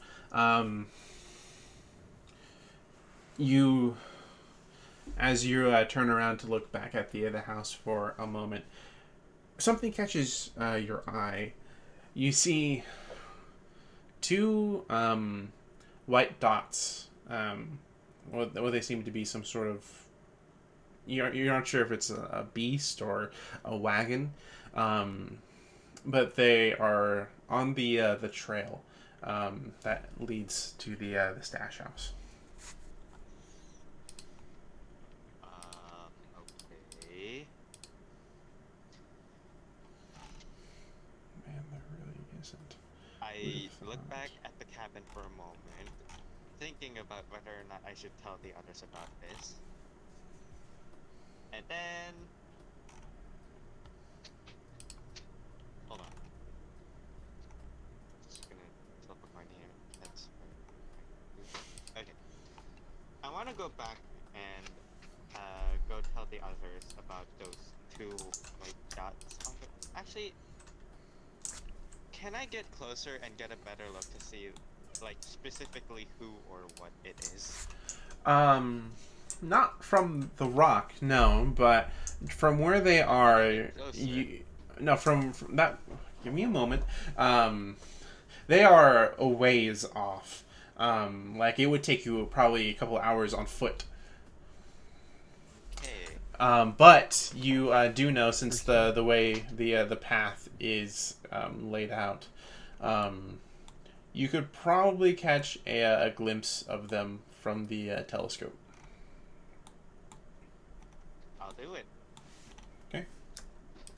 As you make your way inside, do you tell them what's going on as you're making your way up top? Sure. Do I Okay. hear that? Are you outside, or did you go back inside?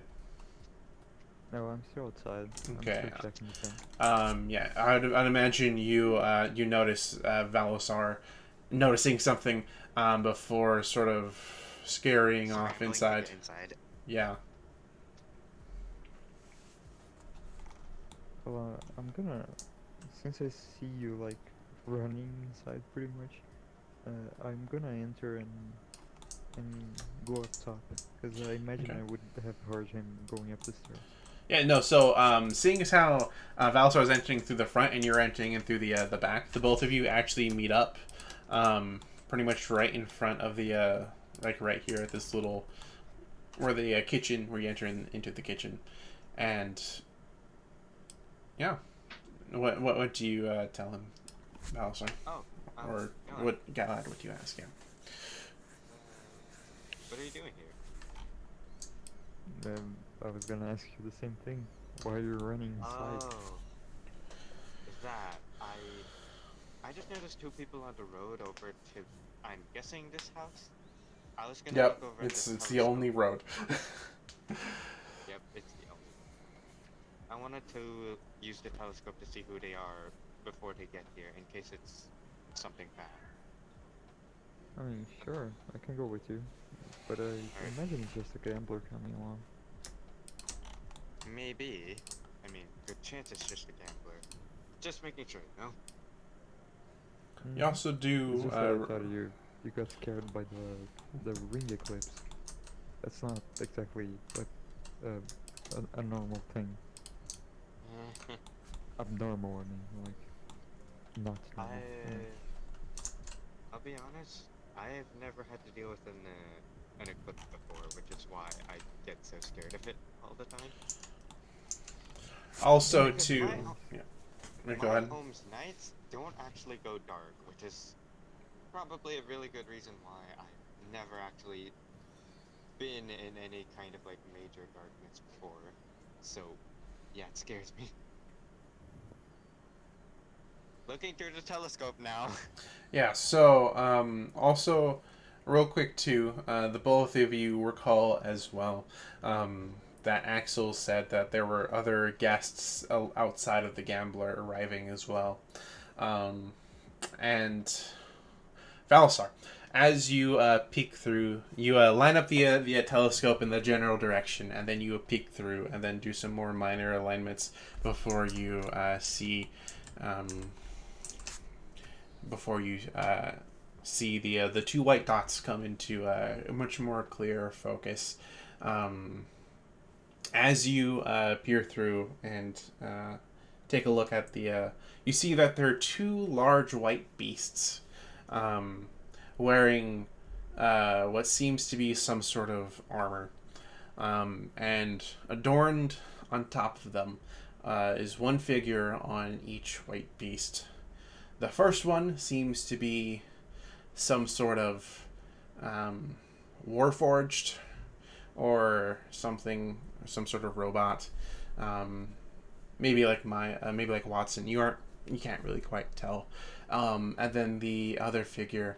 Go ahead and roll a perception check for this last figure. I am guessing it's small, so I need to just do it. Oh, I mean, Watson's gonna get into one of those muscle matches like from Full Great, Metal so Alchemist. that's a 25.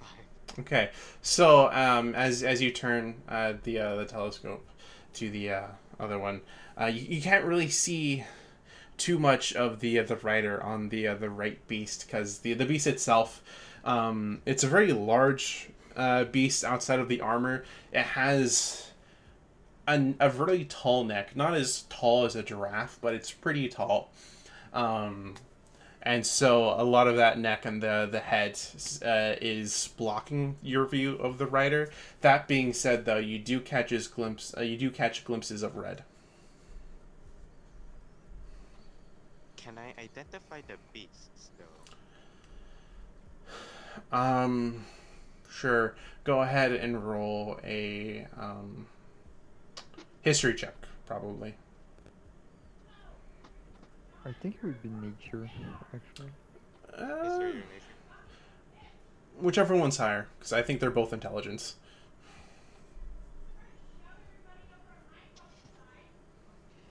That is a 19 total. A 19 total. You, as from what you can tell, you don't really recall seeing these creatures, but maybe you would recognize them without the armor.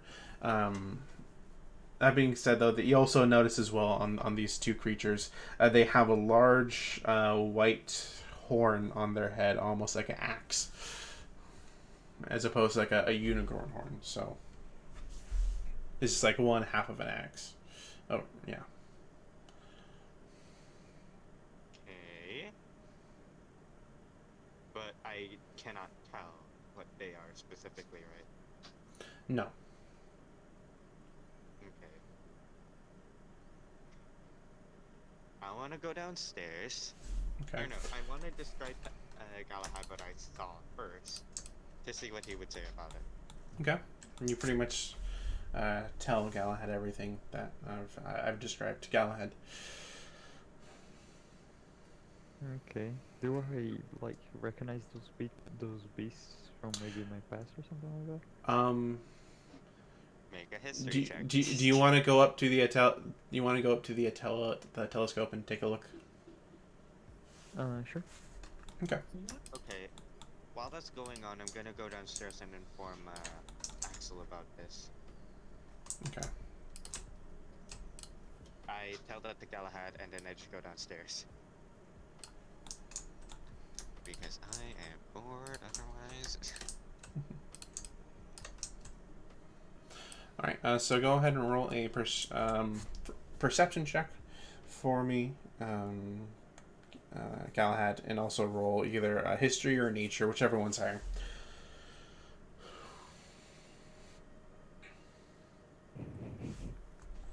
Perception 11. History 11 plus 3, 14. Okay. Yeah, so as you peek through, you pretty much see the exact same thing Valisar had described to you. There's two large beasts, beautiful beasts, with horns that are shaped like axes, and some sort of somewhat large warforged or some sort of mechanical rider, and then you can't really see the other rider other than the glimpses of red, whatever red clothing it is they're wearing. Okay. Keep your secrets then. But after seeing that, I just wanna go down to talk to Axel too. Okay. Can I knock on the glass before I come in so that I would notify him that I'm coming in, so that I don't scare him? Sure. He peeks around the corner and he gestures you in. Okay. I come in, and then I ask, so your guests that isn't the gambler in his company, Yes. are they coming along in white beasts with what was it that you said, axes for horns or something? Well, Yeah, so like here, let me go ahead and pull up like Curved a horn. weapon. Yeah, curved horns, traps, weapons. Probably like this type of like the shape of like this axe blade, but for a whole horn, and it's not that size, obviously, but that it's just that shape. Here, okay. yeah.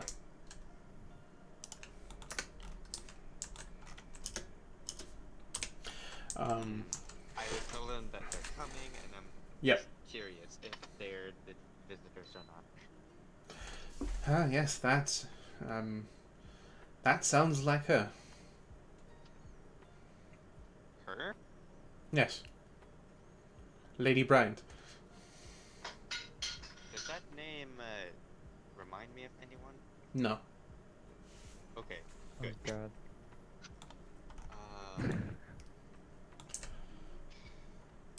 Well, Alexander is drunk right now. He might miss. I don't want to say this in front of Galahad. Yeah, oh, Well, just making sure this isn't something that's bad or gonna break out into a fight, right? Because I just wanted to make sure that it doesn't.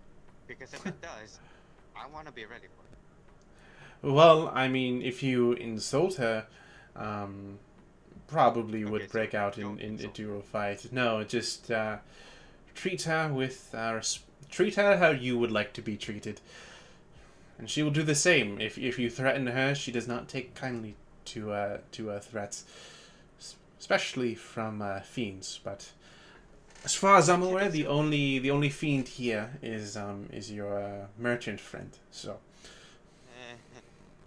You might have to check again, but that's not the point. One thing I'm concerned about now is how are we gonna get Alexander out of the kitchen? I assume if there's any conversation to be had, it would be over there by the tables. make one And piece of he's there, like drunk, a whole. and if I recall correctly, he's just gonna insult her the moment that she gets here. We could do it in the living room. That's Okay. definitely safer. Yeah. I probably would not want to be in the same room as him right now, anyways. Neither do I, frankly. Anyway, I just wanted to make sure that I'll be in the living room, I guess. All right, and thank you for notifying me of her arrival. You're welcome. And I take it my leave it. Okay.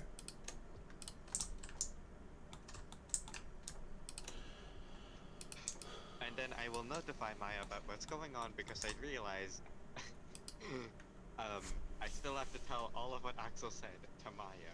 Yeah. Also, Galahad, did you follow Valasar, or did you go to the living room? Was that I better followed him. because What was that? he follows? Right? Okay. Yeah, I do. Okay. Is there anything you like to say to Axel? You mentioned that it's a lady who's coming to visit. Yes. How did you call her again? I refer to her as Lady Bryant. She's the one Me- wearing red, huh? Okay. Question. Bride as in wife bride or Bryant. B-R-I- How do you spell it? Yeah, I'll put that in the chat. The microphone quality is making it really hard for me to tell how to pronounce these There we names go. sometimes. Oh. Okay. Yep. But yes, she's that is her signature color. She does love her reds. Reminds me of someone. Hmm. I don't know exactly. Well, it doesn't really matter. Anyway, thank you for the info. Yes. I'm just gonna follow Valasar now. Okay.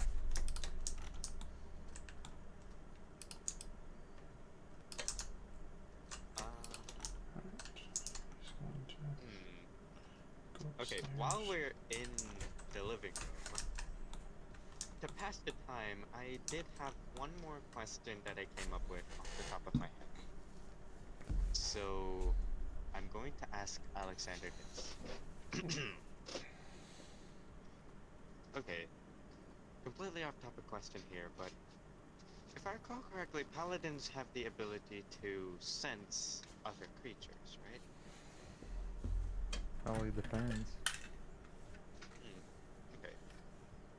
I was just assuming that the ability would be useful in case we were to, let's say, try and figure out where some fiends are at some point. Don't worry, I've tried my best to do that kind of thing. But here on the rings, on the underworld, the the smell of imps, pretty much the smell of unholy, is just so powerful that you can't really try to find anything with it. Because it's practically everywhere, making it hard for you to discern which is which, basically. Yeah, it's like tracking exactly where Owlberry is inside of a nest of them. Fair enough. I always thought it was quite easy to discern whether or not something was either fiendish in nature, like some kind of nondescript magic of some kind, or if it is an actual creature. Well, usually it is, but as a paladin, it's more like if it's something bad, then you're gonna smell it as bad, and if it's something good, then you're gonna hear it as good. And well, bad and So good it- are something. So it depends on the person. That's what you said. Mostly yes, but it's just that it's not exactly useful for our situation. Well, I was thinking that in case someone tries to, let's say, sneak up on us, we could always just use that and then discern who is where almost immediately. Assuming we do count, right? Do we count or? Um, if someone tries to sneak up on us, we have something better than my smell or my sense of evil and good. Right, We have Mhm. and it's Mace. Morningstar. Morning Star, morning. More like warning star. I get it. Also, Igne, I'm sorry about the whole smell thing. It's a paladin thing. It's not my fault. No, it's fine. After all, I don't think we've washed in quite a while, anyways. Speaking of, I mean, I I guess guess I could, everyone but here then it would kind really of be needs one. Yes, there. You were right about the bathroom by the way. It's the door right next to the stairs. Good If to you know. guys are gonna do it, you can go ahead first. I'm okay with going last for that. I don't believe there's any kind of bath in those bathrooms. Oh no, It's the there's a shower. I mean, good luck then using it. bathroom. I mean, it's better than nothing, though, right? Yeah. Even if it's just water, I still prefer having that to wash off basically everything instead of just having nothing.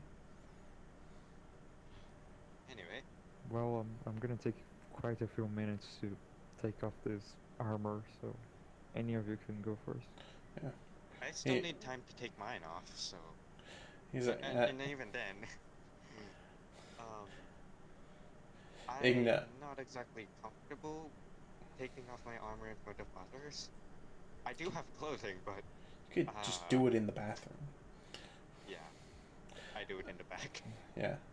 But before you head off, sorry, Igna's like, well, hold up. While I've got you guys here and I'm done thinking some stuff over. I wanted to catch you guys up on some stuff.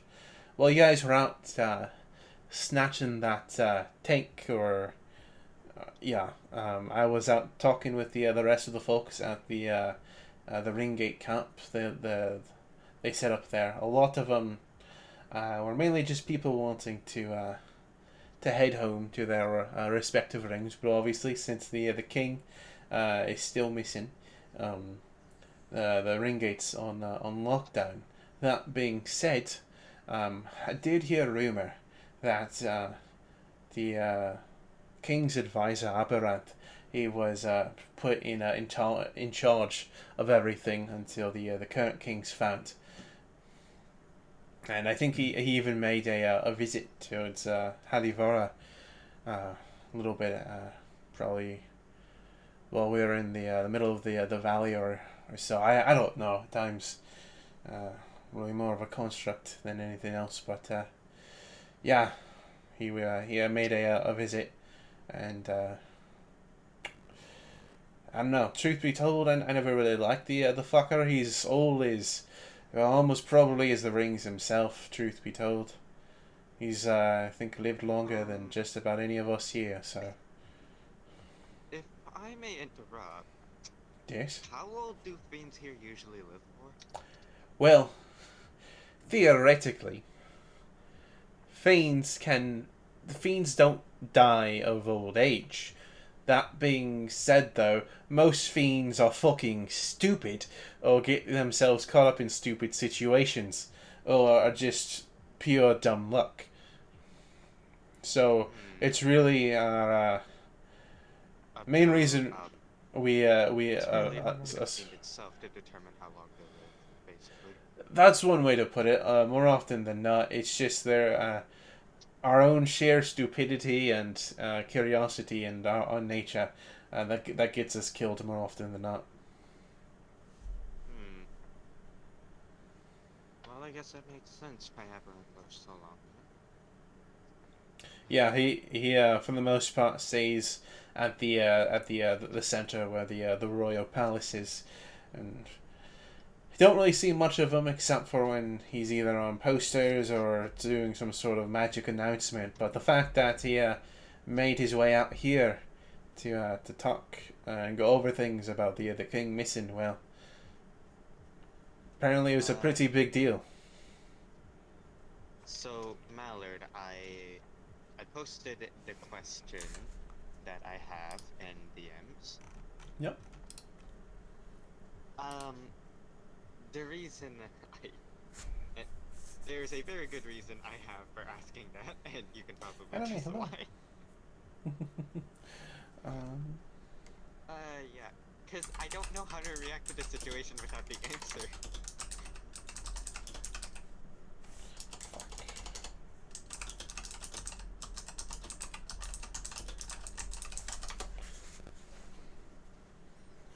There you go.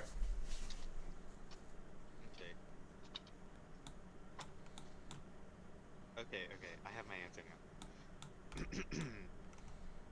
Oh, bastard's still running things down here. Well, I guess I don't really mind so long as he keeps his business to himself. Well, I guess you could put it like that. The king's really the official ruler, but whenever there's been an absence of a king, which honestly is a lot more common than you think, he usually steps in. But that being said, though, whenever he doesn't like being in the spotlight, from what I've read. So the moment he's either able to find the king or elect a new one, he's pretty much. Will be taking charge. Yeah. Well, I guess we'll see what he does with that power when it actually happens. For now, I don't think it's worth worrying about it too much, because all it would do is just stress my brain to an insufferable degree.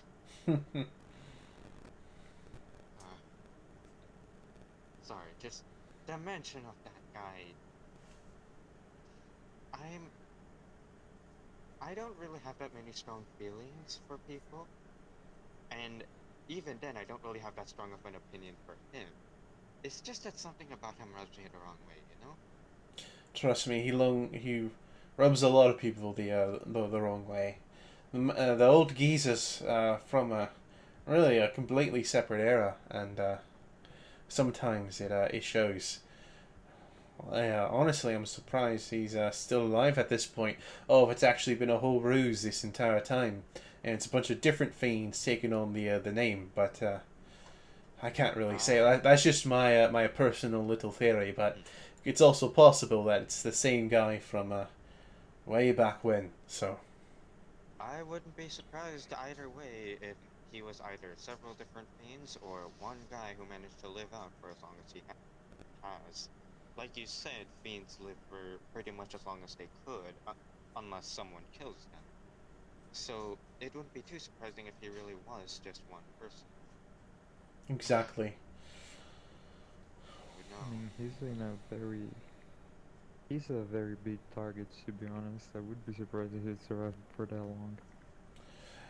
I mean, truth, yeah, that's very true there. But also, you got to realize that he doesn't leave the royal palace all that often, and so unless there's someone really on the inside, deep on the inside, trying to kill him, he's Nobody would be able to reasonably reach him. yeah. That's why whenever he does make himself announced, more often than not, it's through some sort of pamphlet or some sort of magic, sort of like magic projection or whatever. But yeah, apparently since he personally came and visited Holivara, which I suspect if we were to go there now, every step he took would be treated as holy ground. Holy or unholy, depending on who you ask. I guess. Yeah.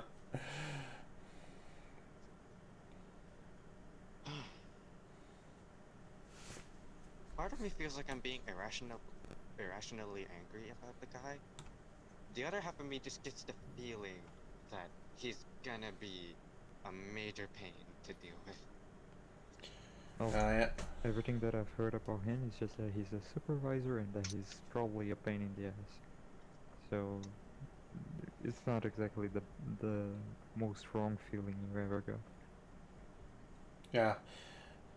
Truth be told, I can't help but feel like some of the current policies were instituted by him, and let's say they didn't have the most favorable reception. But I mean, what really can we do at this point?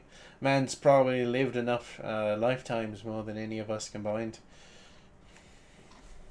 I wouldn't doubt that.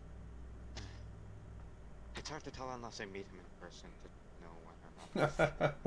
Well,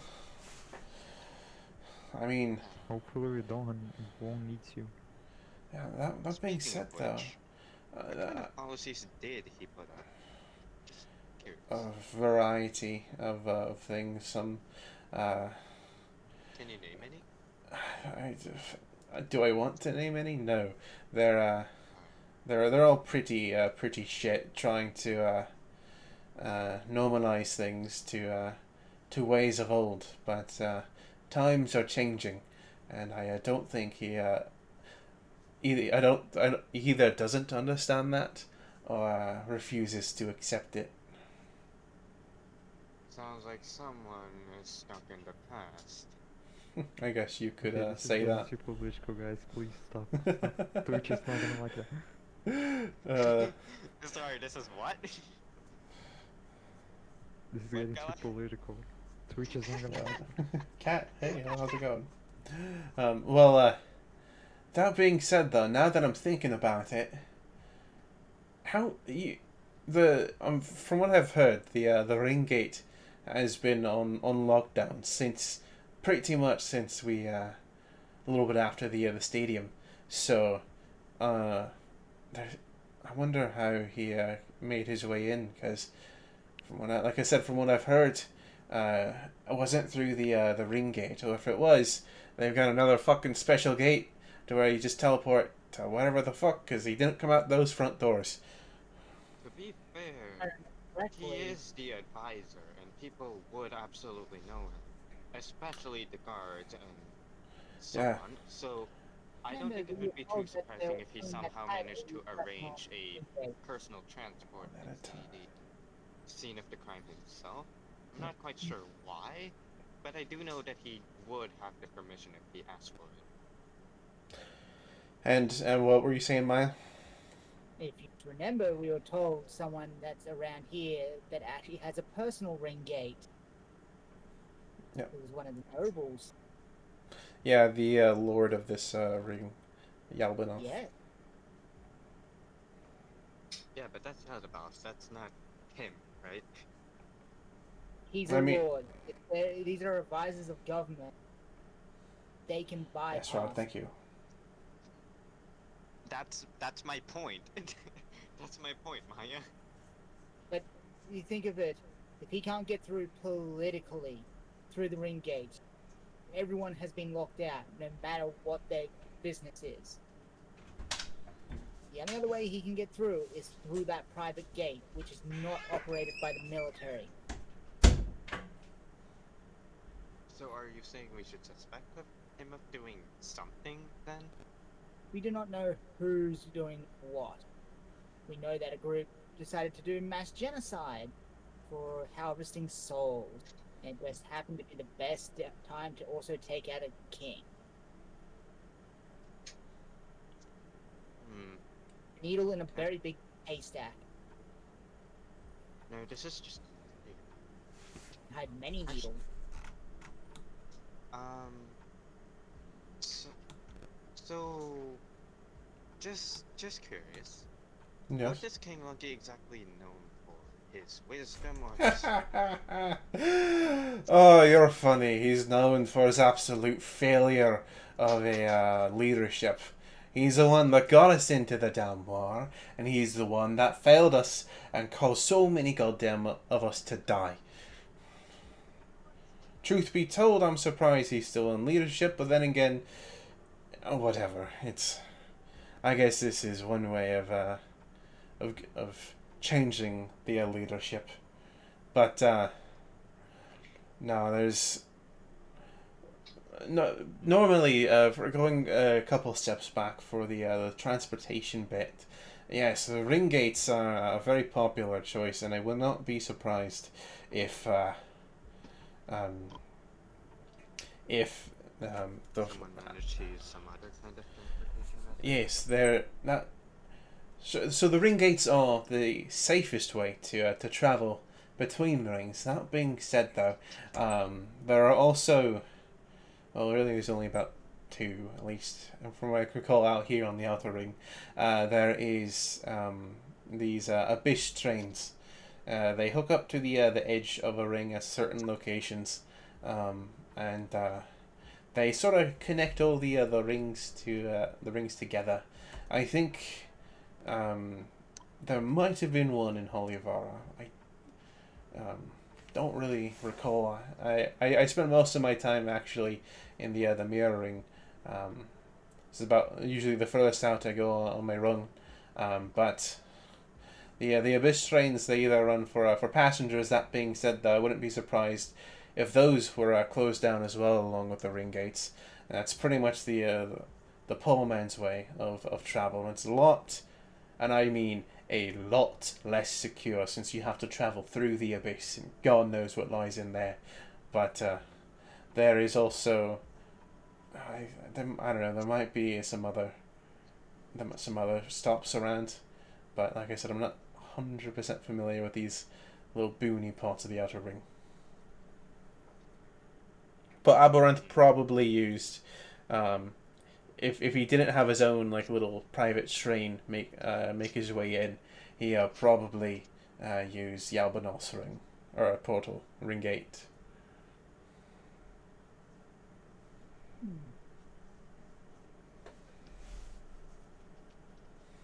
Well, there are teleportation magics other than that. That is true. There is also other teleportation magic as well, and he could have had that. Dimension door, main one.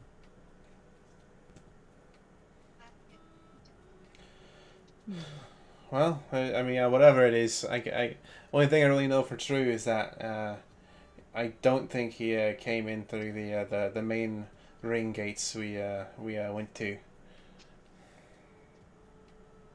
Yes.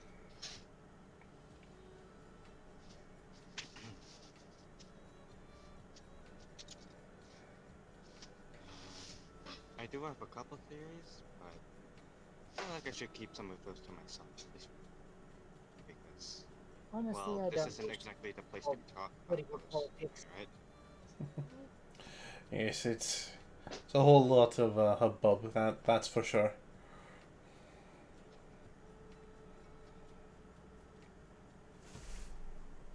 Who knows? Maybe we'll run into this aberrant fellow, if whatever this gambler fellow has on his theory to get us to the next ring over, which should not be on lockdown. So that should be great. Interesting. Well, if we ever cross that musician that escaped, he's gonna get this violin right back down his throat again. Oh.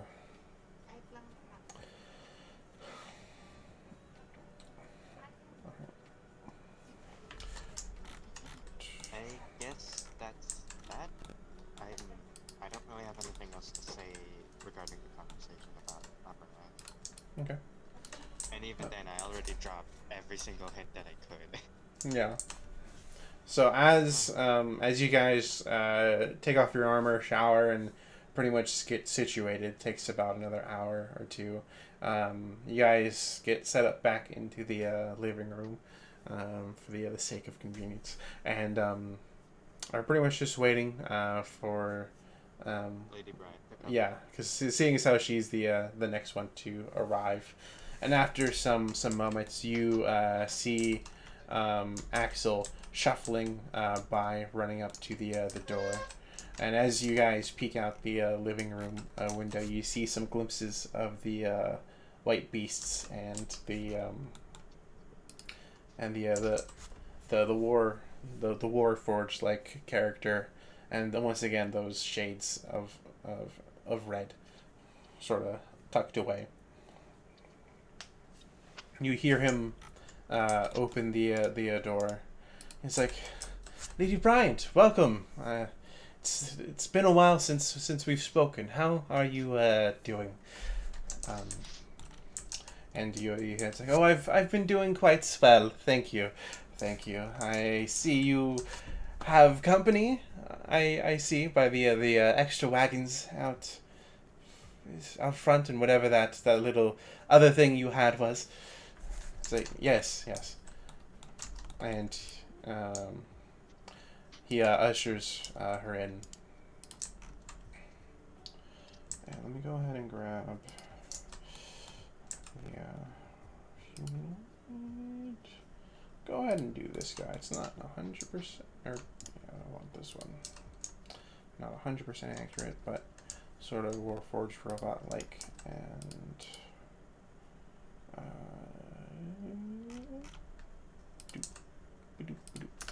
cool. Alright.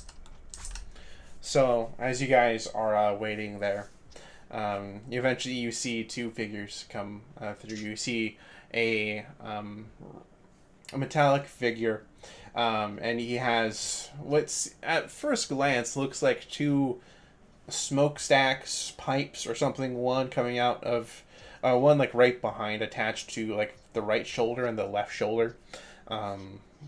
Maybe they're pipes, cannons. You can't really tell. And then emerging from behind him is, we can only presume to be Lady Bryant. Well, hello everyone. My name is Lady Bryant. It is my absolute most glorious pleasure to make all of your acquaintances.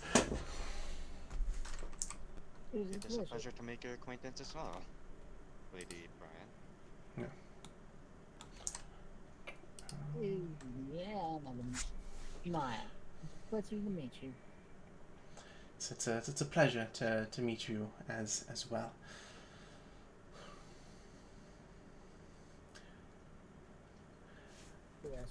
Is there anywhere I can go ahead and sit down? Don't worry about my friend here, Hana. Yes, this is my you could call him my guardian, in a way, my protector. Just call him Hana. And Hana, he Forge or still defender? he's a I guess you could say he's more of a warforged. It's a quite. I'm not gonna get into it too much. He has his own autonomy, so. And then he As well. Hana bows. Saying it is a pleasure.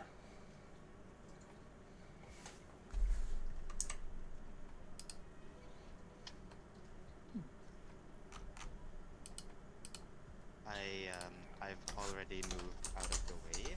Okay. Because I'm deliberately trying not to provoke this lady. My moves are stuff away. I'm here. Okay. Yeah. No, it's not why. Because of Maya's model, if she's gonna be looking straight at Lady Bryant, I was just gonna assume that she's gonna immediately stab her with the spear.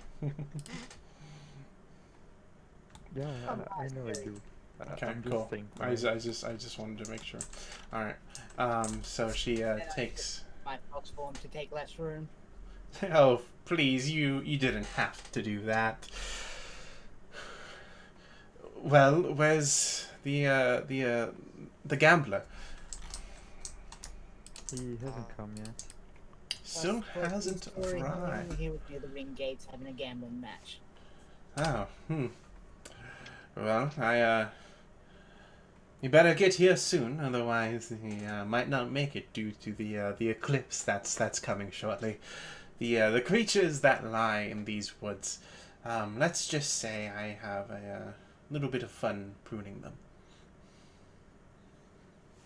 So you're the one who wants the tank? I mean, yes, I do. I've been stalking that tank for wanting to get it for some time. Okay, just an unrelated question that Rahi, am asking. Yes, What is Lady Bryant, actually? she's a human. Okay, Mhm. I thought she was some variant of like a human like being or something. No, she's just straight up human. Okay. Okay. You know, I never took you for being the one to use tanks. Way back when, you wouldn't get close to something like that. She squints for a moment. Wait a minute. She gets up from her seat and walks directly over towards you, and with her hand, she takes off her glove, and she squeezes your cheeks for a little bit, and she like moves your head left and right, trying to get a good size up on you before. I'm watching her to make sure she doesn't hit him or injure him in any form, because I am holding action to immediately bat her away if she does. Okay. All right. She's like, oh my god. If it isn't little Galahad. Look, Turncoat, can you please respect a little of my personal space? So I wasn't expecting to see you down here. I wasn't expecting Oh. to come back down here. Trust me, it's a lot's changed, and yet nothing's changed at all. Oh, Everything is changing, so in reality, nothing ended up changing. to I be guess honest, you I was just put it like expecting for things to be a bit more peaceful, but I guess I got here in the wrong time. Peaceful. Oh, sweetie. The things aren't going to be peaceful. They never really are. Yeah, don't remind me.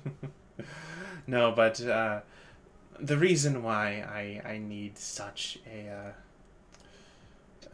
machination, I guess you could put it, is I need it for a little personal project of mine. You see, I'm not really interested in the entirety of the tank. I don't care how it moves or anything like that. No, my main interest is the cannon itself. Because it's not just any regular old cannon like you can find off of old model tanks. This one seems to be, well, special. Yeah.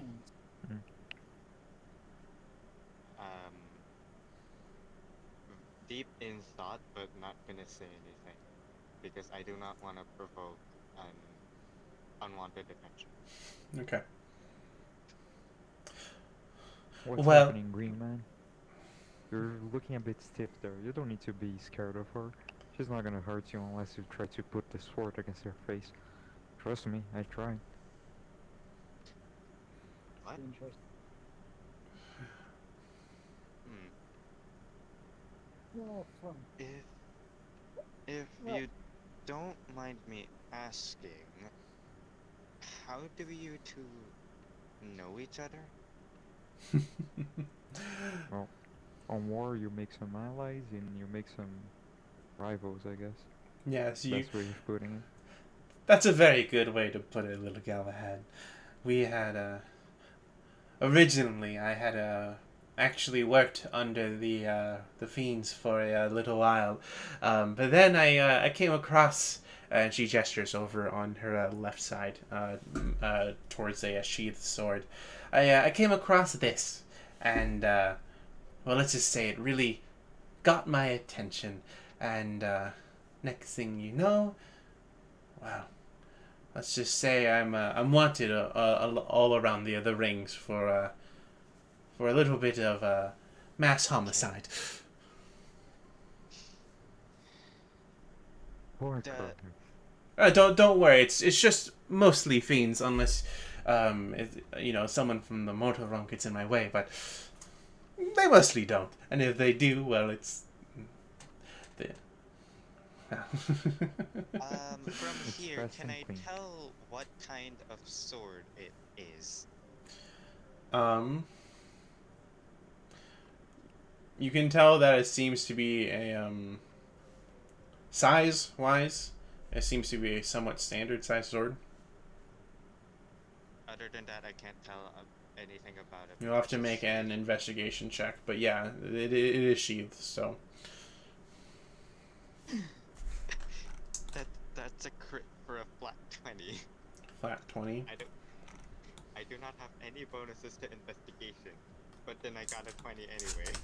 Okay, so from what you realize, you can definitely tell that this isn't any old regular sword. There's definitely something very unique about it, and as she's gesturing with it, you notice on the handle of the sword there's a bit of tannerite.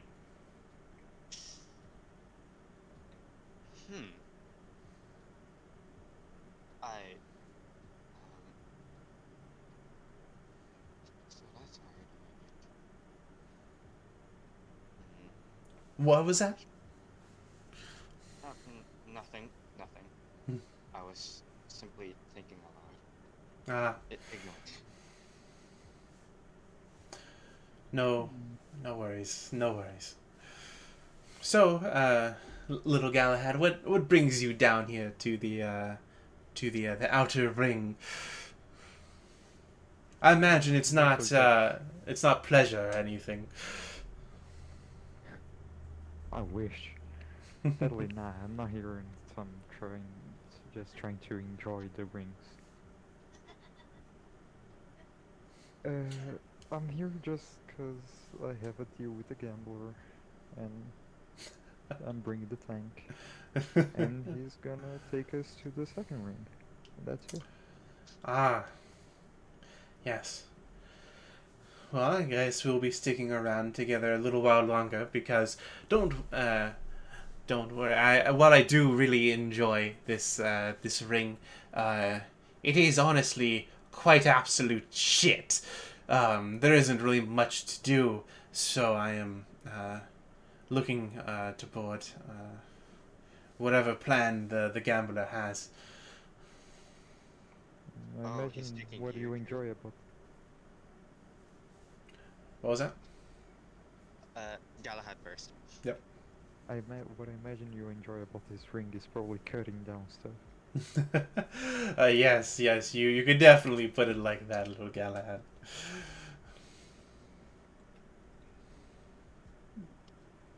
What is that?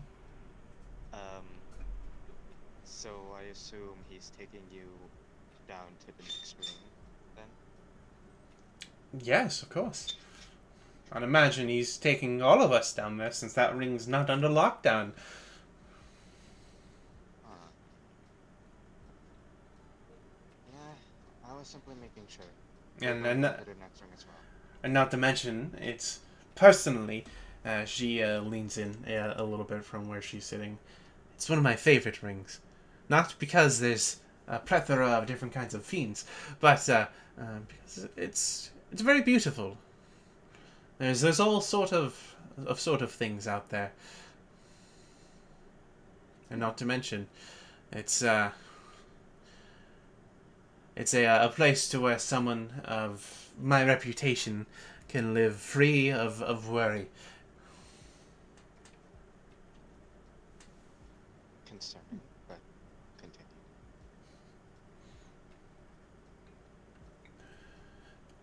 Yes, the demon lord of that, or rather, just the lord, I guess would be a better way to put it. The lord of the Garden Ring, Luciano. He has a certain arrangement, I guess. Who whatever he has under his thumb seems to be, well, quite heavy. And so the royal guards don't really stick their nose there unless they're there to have a good time.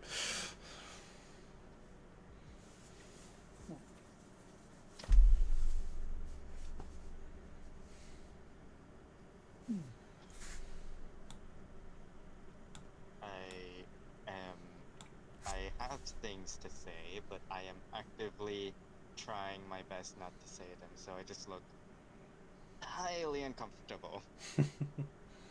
Oh, please, little green dragon. Just go ahead and make yourself at home. Unless you pull out your blade and start attacking me, I won't cut your throat.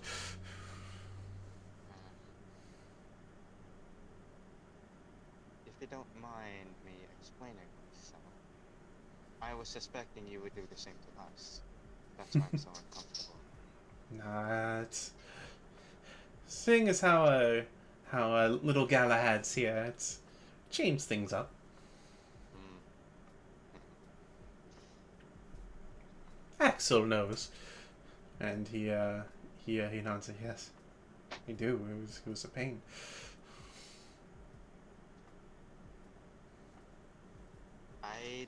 I don't have anything to say to her.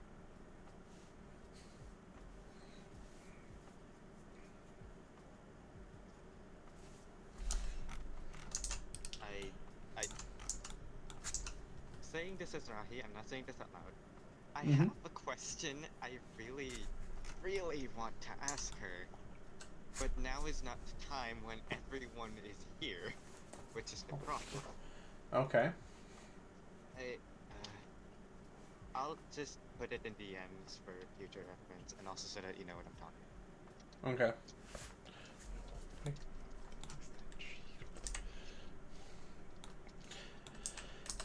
Is there anything else you guys would like to ask Lady Bryant?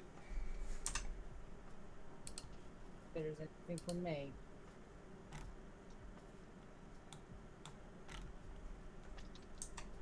I don't think I have anything I want to ask her.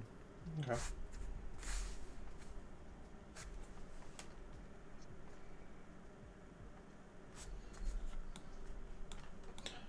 Alright. I think this will probably be a good place to end it off. I get. I mean, also, if you want to ask that question, go for it. She's not gonna cut your throat. As it is, my Okay. She's not gonna attack if I ask. No. Okay. Fine, I'll do it. So, I only have one question. And what's that, my little sweet green friend? So, you said earlier that.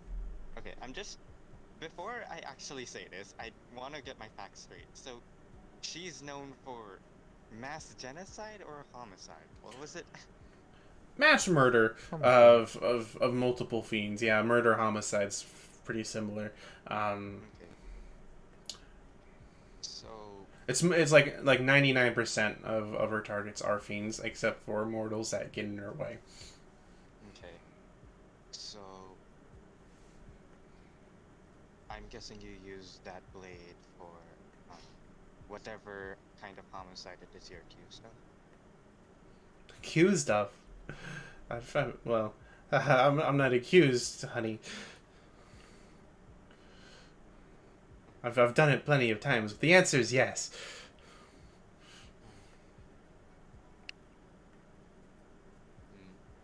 And what do you plan on doing with their souls?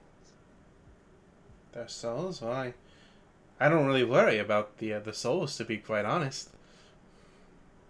Honey, I thought you would be keeping them around with you. No, no. There's only really, oh, no. I'll just leave it like that. There's just the one in here, and she gestures in her chest, and then I guess you. Insight. I want to tell if she's trying to lie or dupe me in some form. Yeah. So as she's finishing up, this is there's only really two souls that, or technically four. There's mine. She dresses on her chest. Hana's, and then my two lovely mounts out there. Hmm.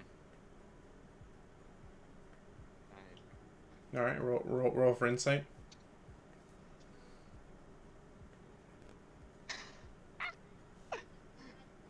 That is a 28 because I rolled a 19. She's telling the truth.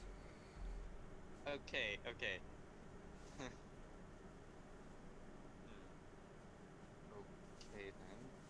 I was simply curious. Well, about. Never mind. I don't No, need no, to- please, go on ahead. Okay. So, you said that blade piqued your interest somehow? Yes, it was almost like it was a certain bond or a connection that it just felt like it was meant to be.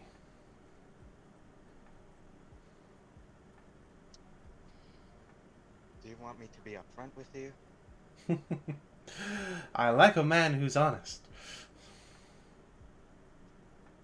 Could it perhaps be that you're actually bonding with whatever is inside the soul instead? Oh, I've already bonded with it, sweetheart. Really? Yes. How else do you think I'd be so effective? Oh, perhaps because the blade itself has tannerite in some form? I Well, simply yes. assumed that had something to do with it. Oh, and it very certainly does. Hmm. I thought you were another one of those people using tannerite weaponry for the purpose of holding a creature's soul within said weapon. I simply had to make sure. I guess it's what you define a weapon, isn't it? Theoretically, if I had an amulet that was made out of tannerite and I beat your skull in with it, that could be considered a weapon, right? Perhaps, but blades, maces, and so on are much more obviously considered true weapons, Hmm. which is what I was mostly after, or referring to. I just had to make something sure. You really are quite the peculiar little dragonbone, aren't you?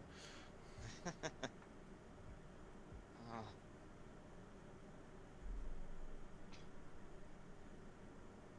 you said you like people who are honest with you? Yes.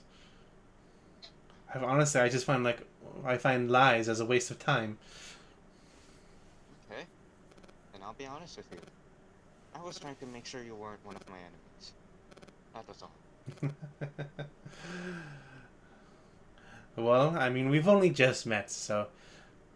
Well, you've got little Galahad here. Um, who knows?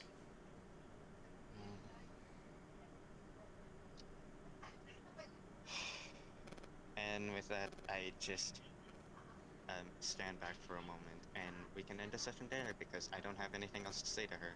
Okay. Your mic is doing some weird sounds, right? Yeah.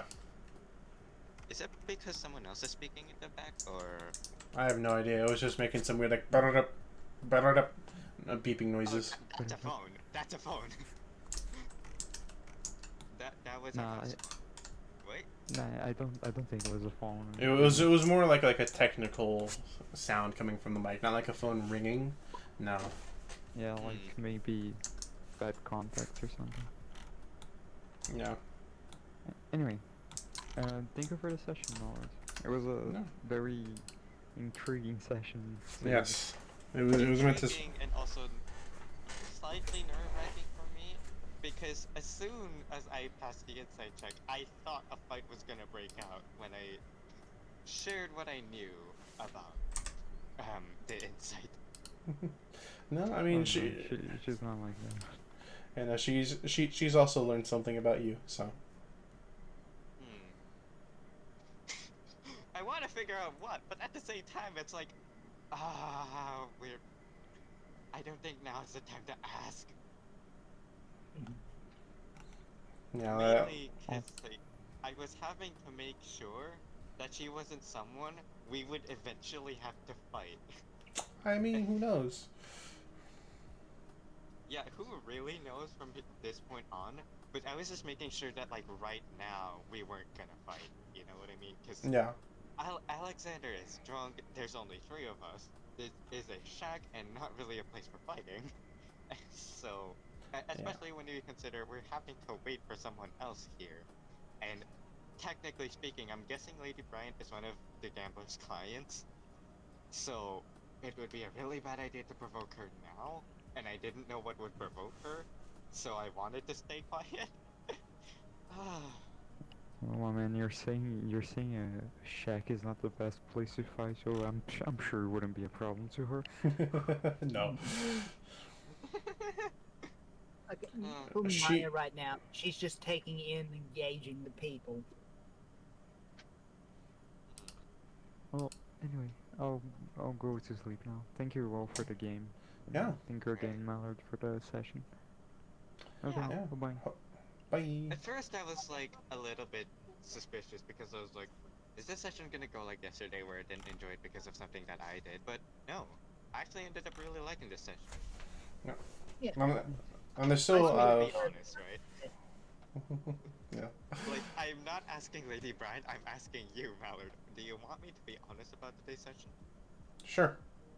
Okay, so for the first beginning bit, before we were learning about like the flower and stuff, I was bored. Yeah, I mean, you guys had like just arrived, so it's literally just like, all right, let's find out what to do. You know, it's like when you just arrive home at like a hotel or whatever. It's like, all right, what now? Yeah, my parents are talking. Sorry. All good. But yeah, we learned something about the flower. We got to meet Lady Bryant, and we made her quite the acquaintance, I will say. So far, I It's would better say to have today's her session on was your a side. success. Yeah. But yeah, I really enjoyed the session, and I'm happy that it happened. So Yeah. thanks for that. Yeah, and then also if you guys want to explore other parts of the house too, there's definitely more than meets the eye. I'll leave it off at that. So. Okay, but initially, like while Galahad was talking with her, I was originally gonna mention to her like Valasar is basically to the rest of the party as the Warforged is to Lady Bryant, basically. But I don't know then about I that. held off on it because it felt like a threat.